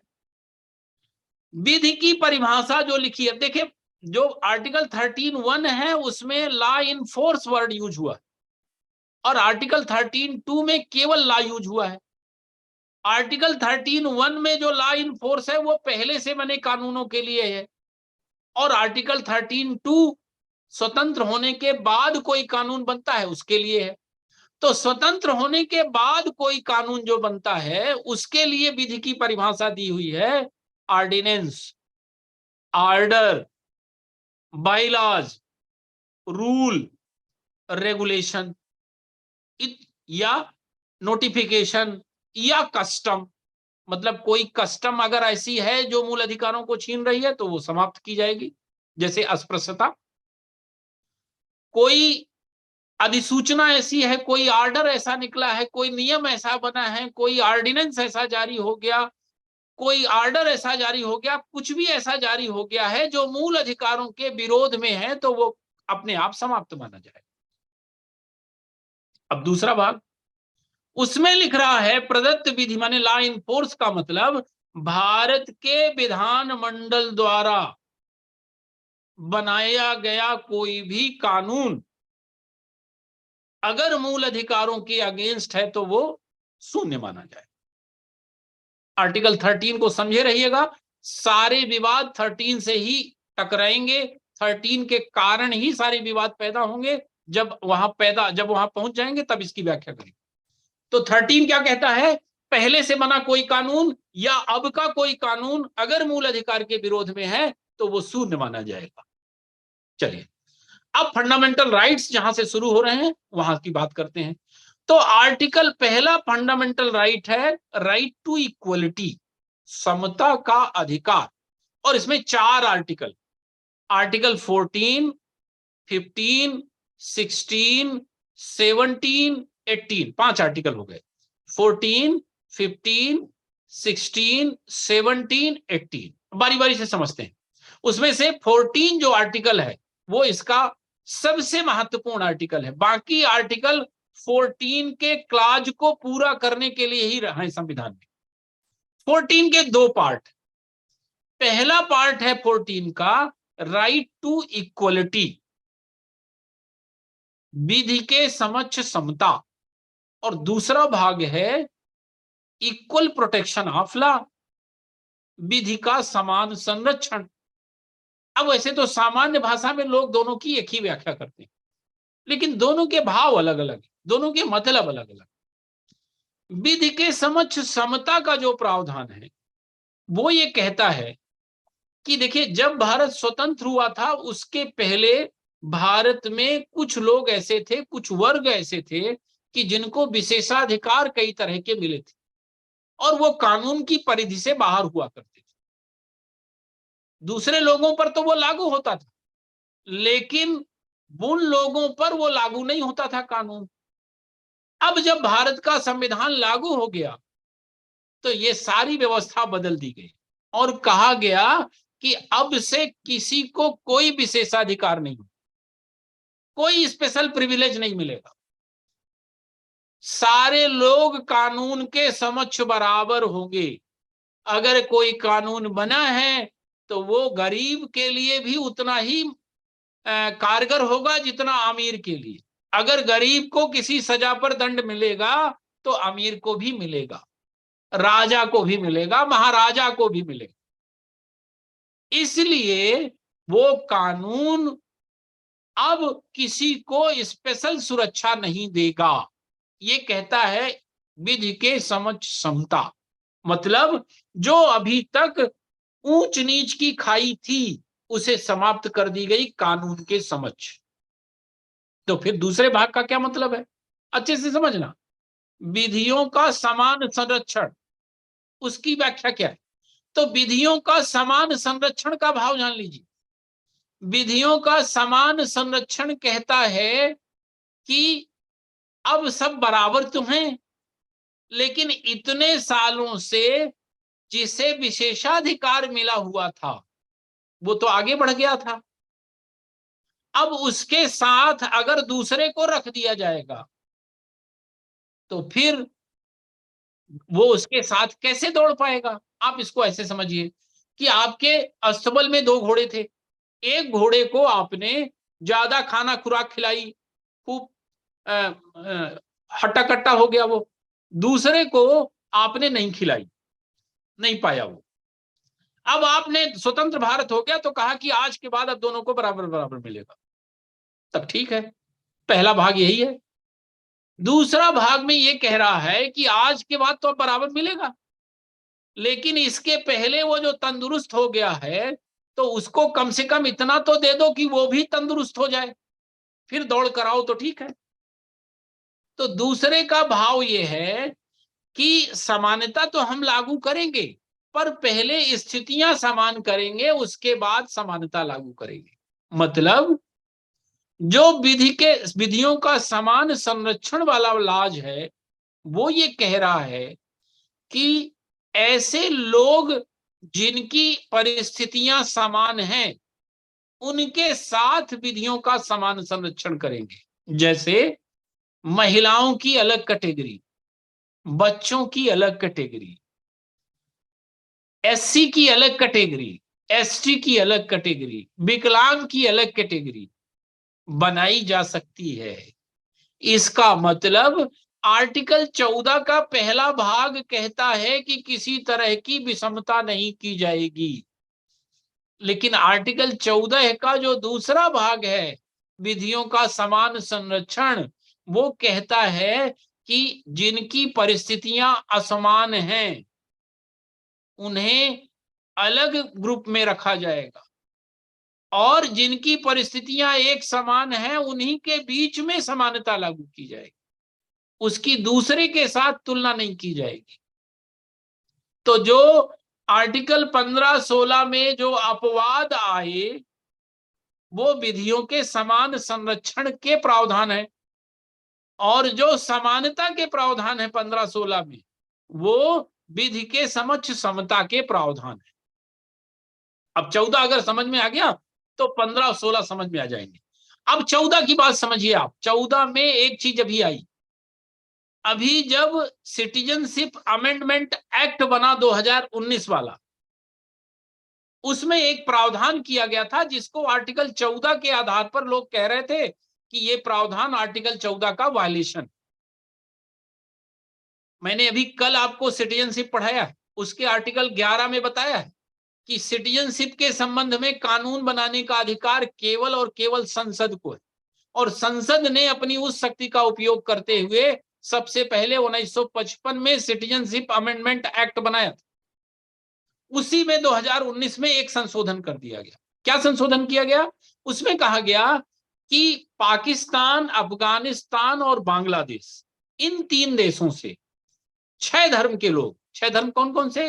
हिंदू, सिख, बौद्ध, जैन, पारसी और ईसाई, इन 6 धर्मों के लोग जो वहां धार्मिक उत्पीड़न का शिकार हैं, वो अगर 31 दिसंबर 2014 के पहले भारत आ गए हैं तो उन्हें भारत की नागरिकता दी जाएगी, जिसका बड़ा विरोध हुआ और खासकर मुस्लिम समाज की तरफ से बड़ा विरोध हुआ।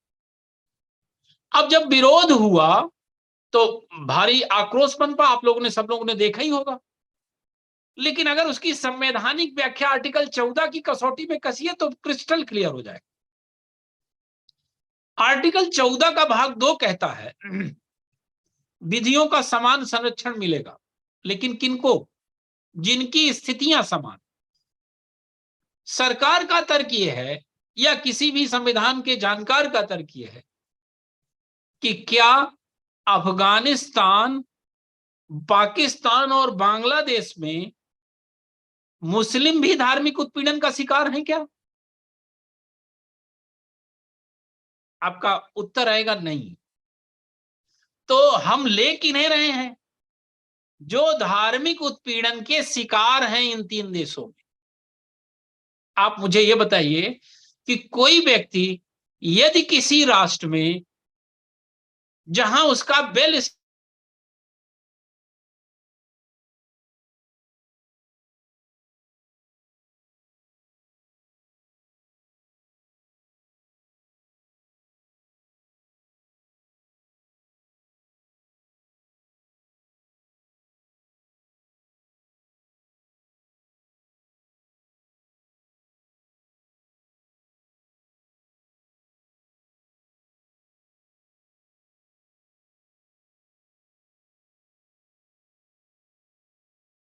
मुस्लिम की, इसलिए आर्टिकल 14 के तहत उसे ये सुरक्षा नहीं मिलेगी।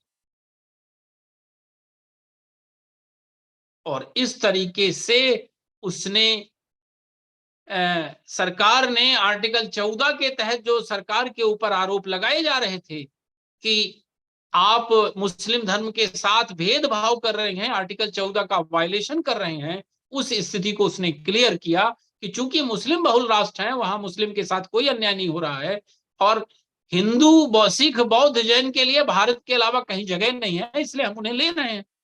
क्या 14 की व्याख्या हो गई। अब आर्टिकल 15 पे आइए।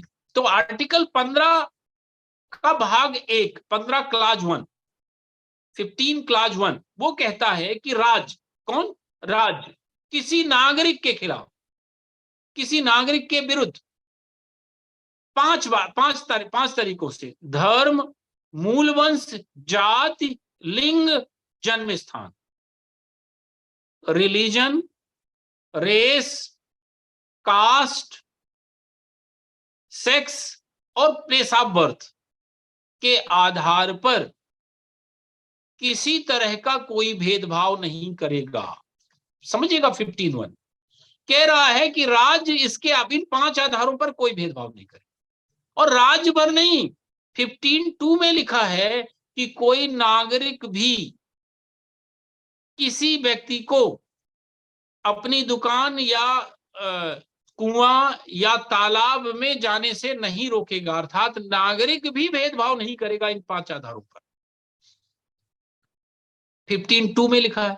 तो 15(1) और 15(2) क्या कह रहे हैं कि कानून के समक्ष सारे लोग समान हैं, और यही आर्टिकल 14 का विधि के समक्ष समता कह रहा है। लेकिन आर्टिकल 15(3) कुछ अलग कह रहा है।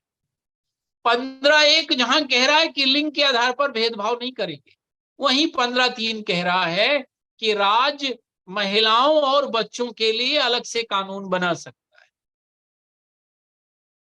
तो ये क्यों ऐसा किया? क्योंकि इनकी स्थितियां अलग हैं।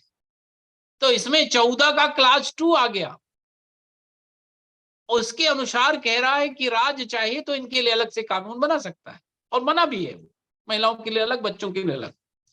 मूल संविधान में इतना ही लिखा हुआ था, 15(1), 15(2), 15(3), लेकिन जल्दी ही संविधान लागू हुआ नहीं कि समस्या आ गई। एक महिला थी, चंपकम दोराय राजन, उनको एक कॉलेज में प्रवेश मिला, कॉलेज में परीक्षा हुई, वहां उनका मेरिट में नाम था, वो प्रवेश लेने गई, लेकिन उस कॉलेज में स्वतंत्रता के पहले से ही रिजर्वेशन लागू था, और रिजर्वेशन केवल SC ST के लिए नहीं लागू था, ईसाई के लिए भी लागू था, मुस्लिम के लिए भी लागू था। तो उनसे कम नंबर वाली महिलाओं को प्रवेश मिल गया, उनको प्रवेश नहीं मिला। वो संविधान की किताब लेके पहुंची प्रिंसिपल के पास और कहा कि आर्टिकल 15(1) कहता है कि राज्य किसी नागरिक के साथ धर्म, मूल, लिंग के आधार पर कोई भेदभाव नहीं करेगा, और आर्टिकल 29(2) कहता है कि किसी को लिंग के आधार पर, धर्म के आधार पर प्रवेश देने से वंचित नहीं किया जाएगा किसी एजुकेशनल इंस्टीट्यूट में। तो मेरे आर्टिकल 15(1) का वायलेशन हो रहा है, मूल अधिकारों का वायलेशन हो रहा है। लेकिन प्रिंसिपल को कहा, मतलब उसे तो जो ऑर्डर आया था वो ऑर्डर वो लागू कर रहा था, उसे प्रवेश नहीं मिला, वो न्यायालय चली गई। न्यायालय में सरकार ने अपना पक्ष रखा और चंपकम दोराय राजन ने अपना पक्ष रखा।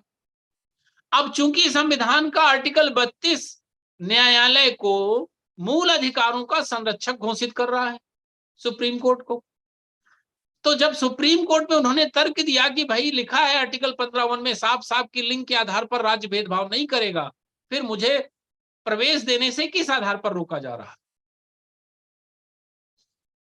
राज्य सरकार ने नीति निर्देशक तत्व का हवाला दिया कि हमें लिखा है कि सामाजिक और आर्थिक हितों का बढ़ावा देना है जो लोग पिछड़े हैं, इसलिए हमने ये प्रावधान कर रखे हैं, लेकिन न्यायालय ने उनकी बात नहीं सुनी और उनको फैसला दिया कि आप इसको लागू करिए।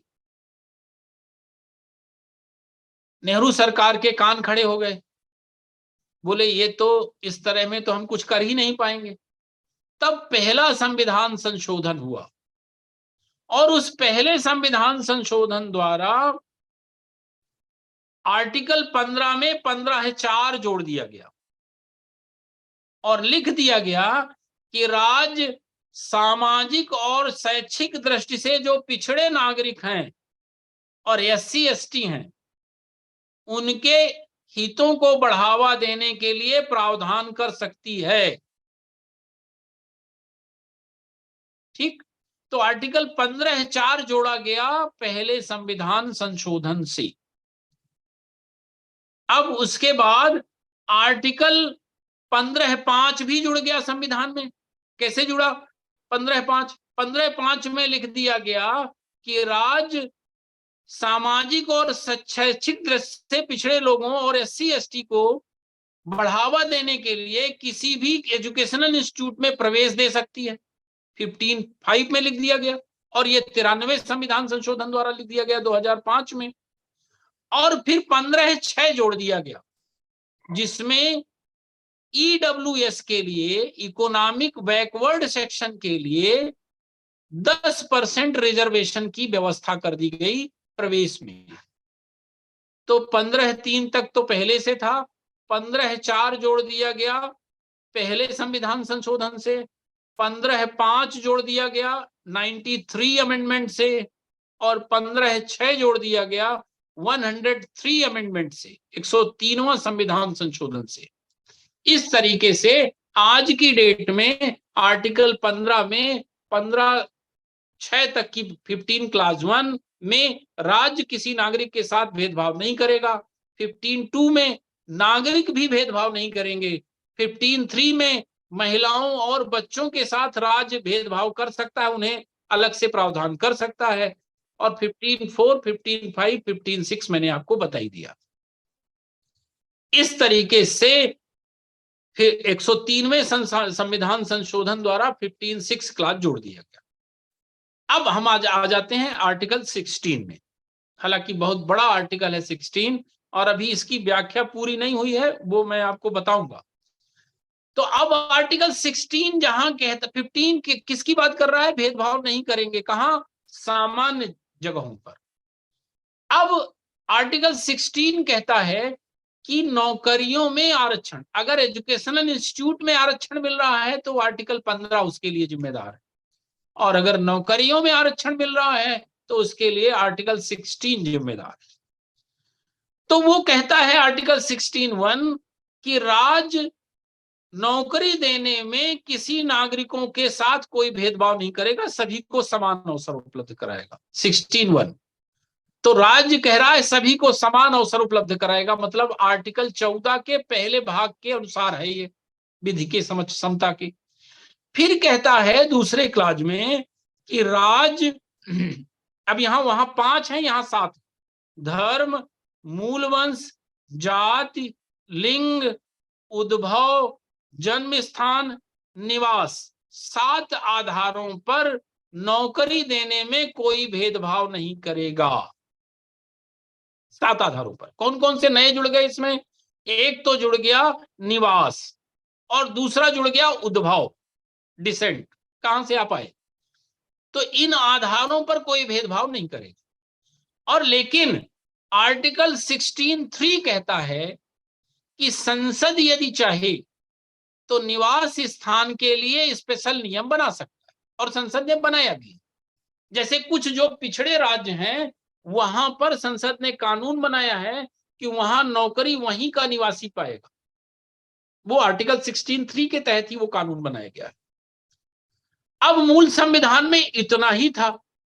फिर 16(4) में लिखा है, 16(4) में, कि यदि राज्य को लगता है कि पिछड़े हुए का प्रतिनिधित्व राज्य की सेवा में पर्याप्त नहीं है तो वह आरक्षण कर सकता है। पिछड़े हुओं का राज्य की सेवा में प्रतिनिधित्व पर्याप्त नहीं है तो वह रिजर्वेशन कर सकता है। अब प्रतिनिधित्व पर्याप्त नहीं है का मतलब क्या है? उनकी संख्या के अनुसार नौकरी में जितने लोग उनके होने चाहिए, अगर वो नहीं है तो वो रिजर्वेशन का प्रावधान कर सकता है, और इसी के तहत नौकरी में रिजर्वेशन दिया गया। लेकिन अब मूल संविधान में इतनी स्थितियां थी। अब क्या हुआ कि एक संविधान का आर्टिकल है, आर्टिकल 340, उसके तहत राष्ट्रपति को यह अधिकार है कि वो पिछड़ा वर्ग की स्थिति जानने के लिए एक पिछड़ा वर्ग आयोग का गठन कर सकता है। राष्ट्रपति ने अपनी इसी शक्ति का उपयोग किया और पहला पिछड़ा वर्ग आयोग 1953 में काका कालेलकर की अध्यक्षता में गठित हो गया। ध्यान रखिएगा, काका कालेलकर आयोग, जिसको यह बताना था कि पिछड़ेपन का आधार क्या हो। तो काका कालेलकर ने कहा पिछड़ेपन का आधार जाति ही होना चाहिए, और उसने अपनी रिपोर्ट प्रस्तुत कर दी, लेकिन वो ठंडे बस्ते में पड़ी रही, उसको लागू नहीं किया गया। अब उसके बाद क्यों लागू नहीं किया गया? क्योंकि उस समय कांग्रेस पार्टी पूरे देश की पार्टी थी, सारे धर्मों की पार्टी थी, पूरा राष्ट्र कांग्रेस पार्टी को वोट करता था। तो वो पिछड़े की योजना लागू करके एक बड़े वर्ग से अपने जनाधार को क्यों समाप्त करे, इसलिए उसने नहीं लागू किया।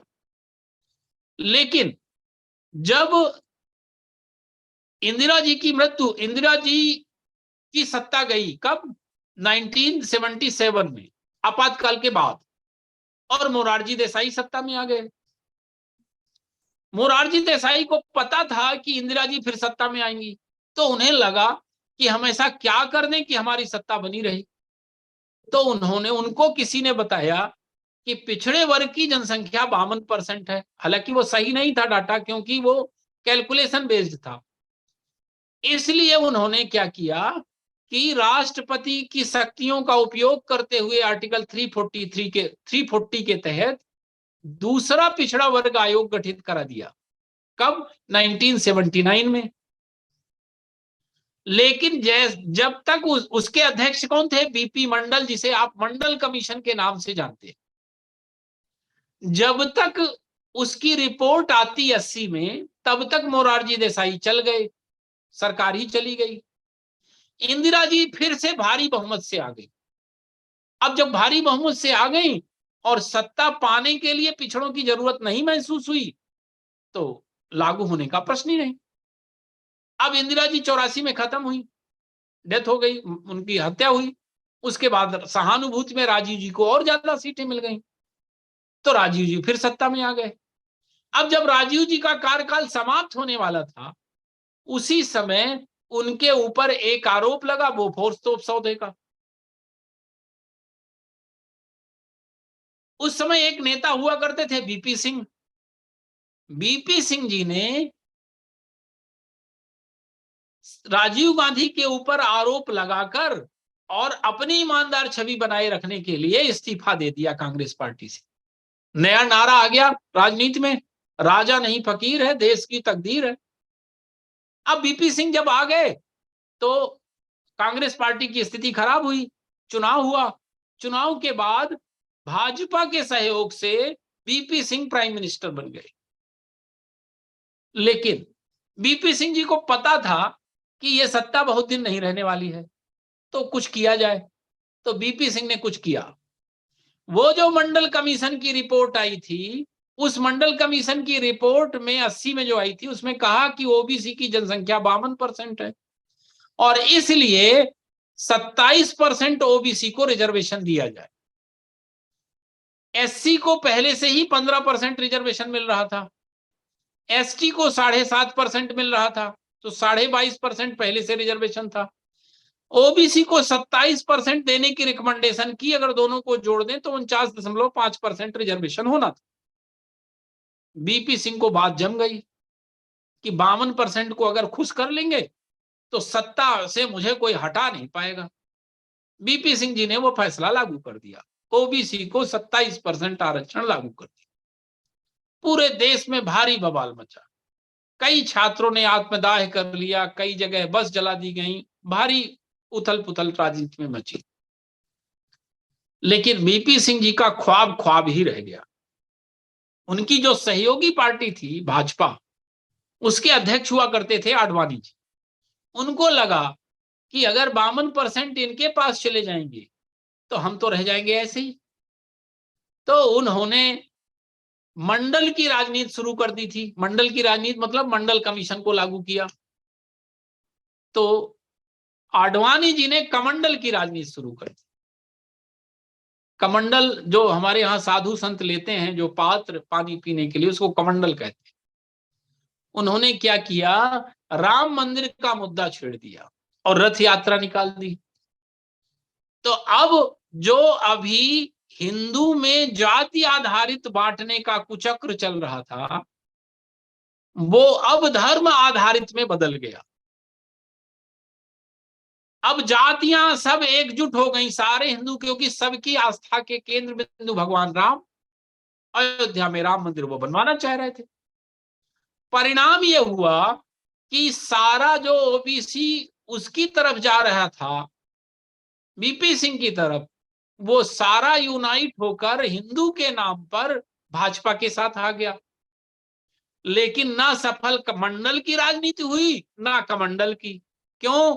क्योंकि चुनाव हो रहे थे और 1991 में पेरमदूर में राजीव गांधी जी की एक चुनावी सभा में हत्या कर दी गई, आप सबको पता है। और जब हत्या कर दी गई तो अब सहानुभूति कांग्रेस की नंबर 1 पे आ गई। मंडल भी किनारे चला गया, कमंडल भी किनारे चला गया और फिर से चुनाव हुए। तो फिर से चुनाव होने पर नरसिंह राव जी की सरकार बन गई और इस तरह कांग्रेस की सरकार फिर से बन गई। पर ओबीसी की राजनीति का वो जिन्न बाहर आ चुका था। उसके परिणाम स्वरूप क्या हुआ कि 77वां संविधान संशोधन 1995 में करना पड़ा।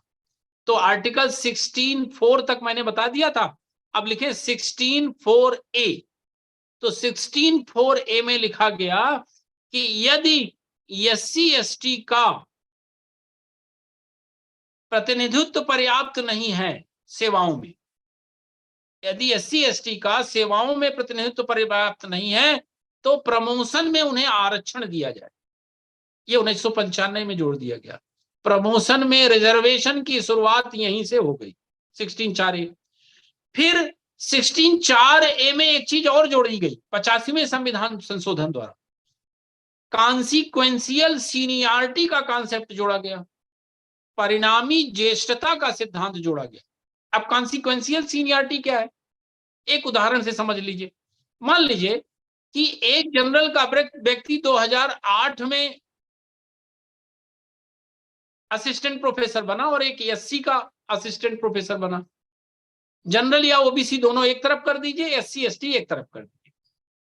अब चूंकि प्रमोशन में रिजर्वेशन हो गया, तो भले 2008 में जनरल का ज्वाइन किया है और 2010 में एससी का ज्वाइन किया है, लेकिन प्रमोशन में रिजर्वेशन है, इसलिए एससी वाला पहले प्रमोट होके प्रोफेसर बन गया।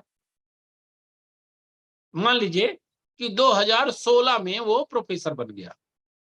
जनरल वाला 2008 का है, लेकिन अभी वो प्रोफेसर नहीं बना। मान लीजिए कि जनरल वाला भी 2018 में प्रोफेसर बन गया, तो जनरल वाला 18 में प्रोफेसर बना और एससी वाला है उसकी ज्वाइनिंग बाद की, लेकिन वो 16 में ही प्रोफेसर बन गया। तो पहले जो नियम था कि अब जब प्रोफेसर बन गए दोनों, तो चूंकि 2008 वाली ज्वाइनिंग पहले की है, इसलिए जनरल वाला सीनियर माना जाएगा। पहले नियम ये था।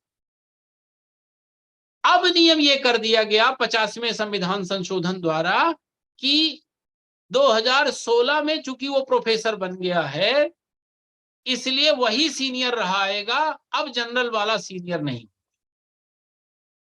ये 50वें संविधान संशोधन द्वारा जोड़ा गया। अब फिर इसके प्लस माइनस क्या है वो मैं बताऊंगा। फिर 81वां संविधान संशोधन जोड़ा गया। 81वें संविधान संशोधन से 16(4)B जोड़ा गया। 16(4)B में कैरी फॉरवर्ड का नियम जोड़ दिया गया 81वें संविधान संशोधन द्वारा। मतलब कैरी फॉरवर्ड का मतलब है कि अगर 2020 में एससी एसटी के लिए 100 वैकेंसी निकली हैं और वो भरी नहीं गई हैं, तो वो जितनी सीटें रिक्त हैं वो अगले साल की वैकेंसी में उनके लिए सुरक्षित कर दी जाएगी। ये जोड़ा गया 81वें संविधान संशोधन द्वारा, आर्टिकल 16(4)B द्वारा। ठीक इस तरीके से ये राजनीति इधर चलती रही। उधर एक और परिवर्तन आया। जब नरसिंह राव की सरकार बनी, तो नरसिंह राव की सरकार ने क्या किया कि उसे मालूम था कि अब राजनीति की दिशा बदल चुकी है और कांग्रेस को वो जनाधार अब नहीं है जो कभी हुआ करता, इसलिए वो भी इसी जातिगत राजनीति में कूद गई। और कूदने के बाद उसने क्या किया कि पिछड़ों को बांटने के लिए एक अति पिछड़ा का कार्ड चला दिया, अति पिछड़ा बात चलाया। और दूसरा काम क्या किया कि चूंकि जनरल के मन में भारी आक्रोश था, इसलिए जनरल के लिए जो आर्थिक रूप से कमजोर हैं, जिन्हें इकोनॉमिक बैकवर्ड क्लास कहा गया, आर्थिक रूप से जिन्हें पिछड़े कहा गया, उनके लिए 10% अलग से रिजर्वेशन कर दिया गया।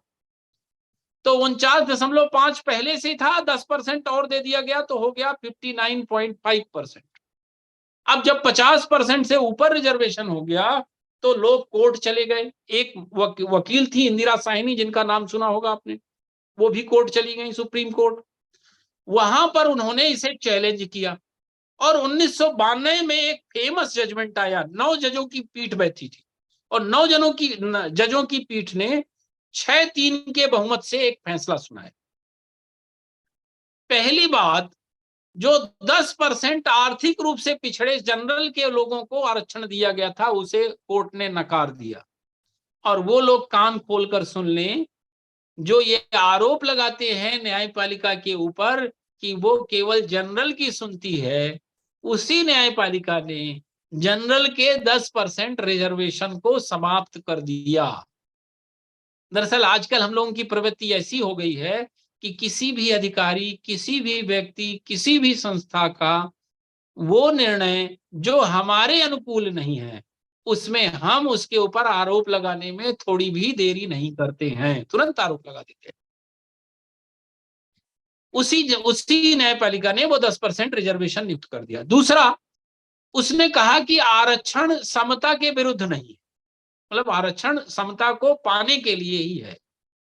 लेकिन उसने 2-3 महत्वपूर्ण चीजें कही। एक महत्वपूर्ण चीज उसने कही कि आरक्षण विशेष स्थिति में ही 50% से ऊपर होगा, और वो भी तब होगा जब आप विशेष स्थिति प्रूव करेंगे, नहीं तो आरक्षण किसी भी स्थिति में 50% से ऊपर नहीं जाएगा। और उस 50% की लिमिट को बनाए रखने के लिए उसने जनरल का रिजर्वेशन समाप्त किया, ओबीसी का नहीं समाप्त किया, एससी एसटी का नहीं समाप्त किया, जनरल का रिजर्वेशन समाप्त किया।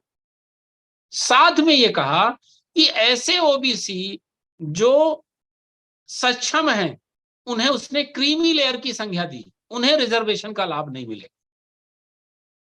चौथी महत्वपूर्ण चीज कही कि ओबीसी की स्थिति का आकलन करने के लिए अब परमानेंट ओबीसी कमीशन बना दिया जाए।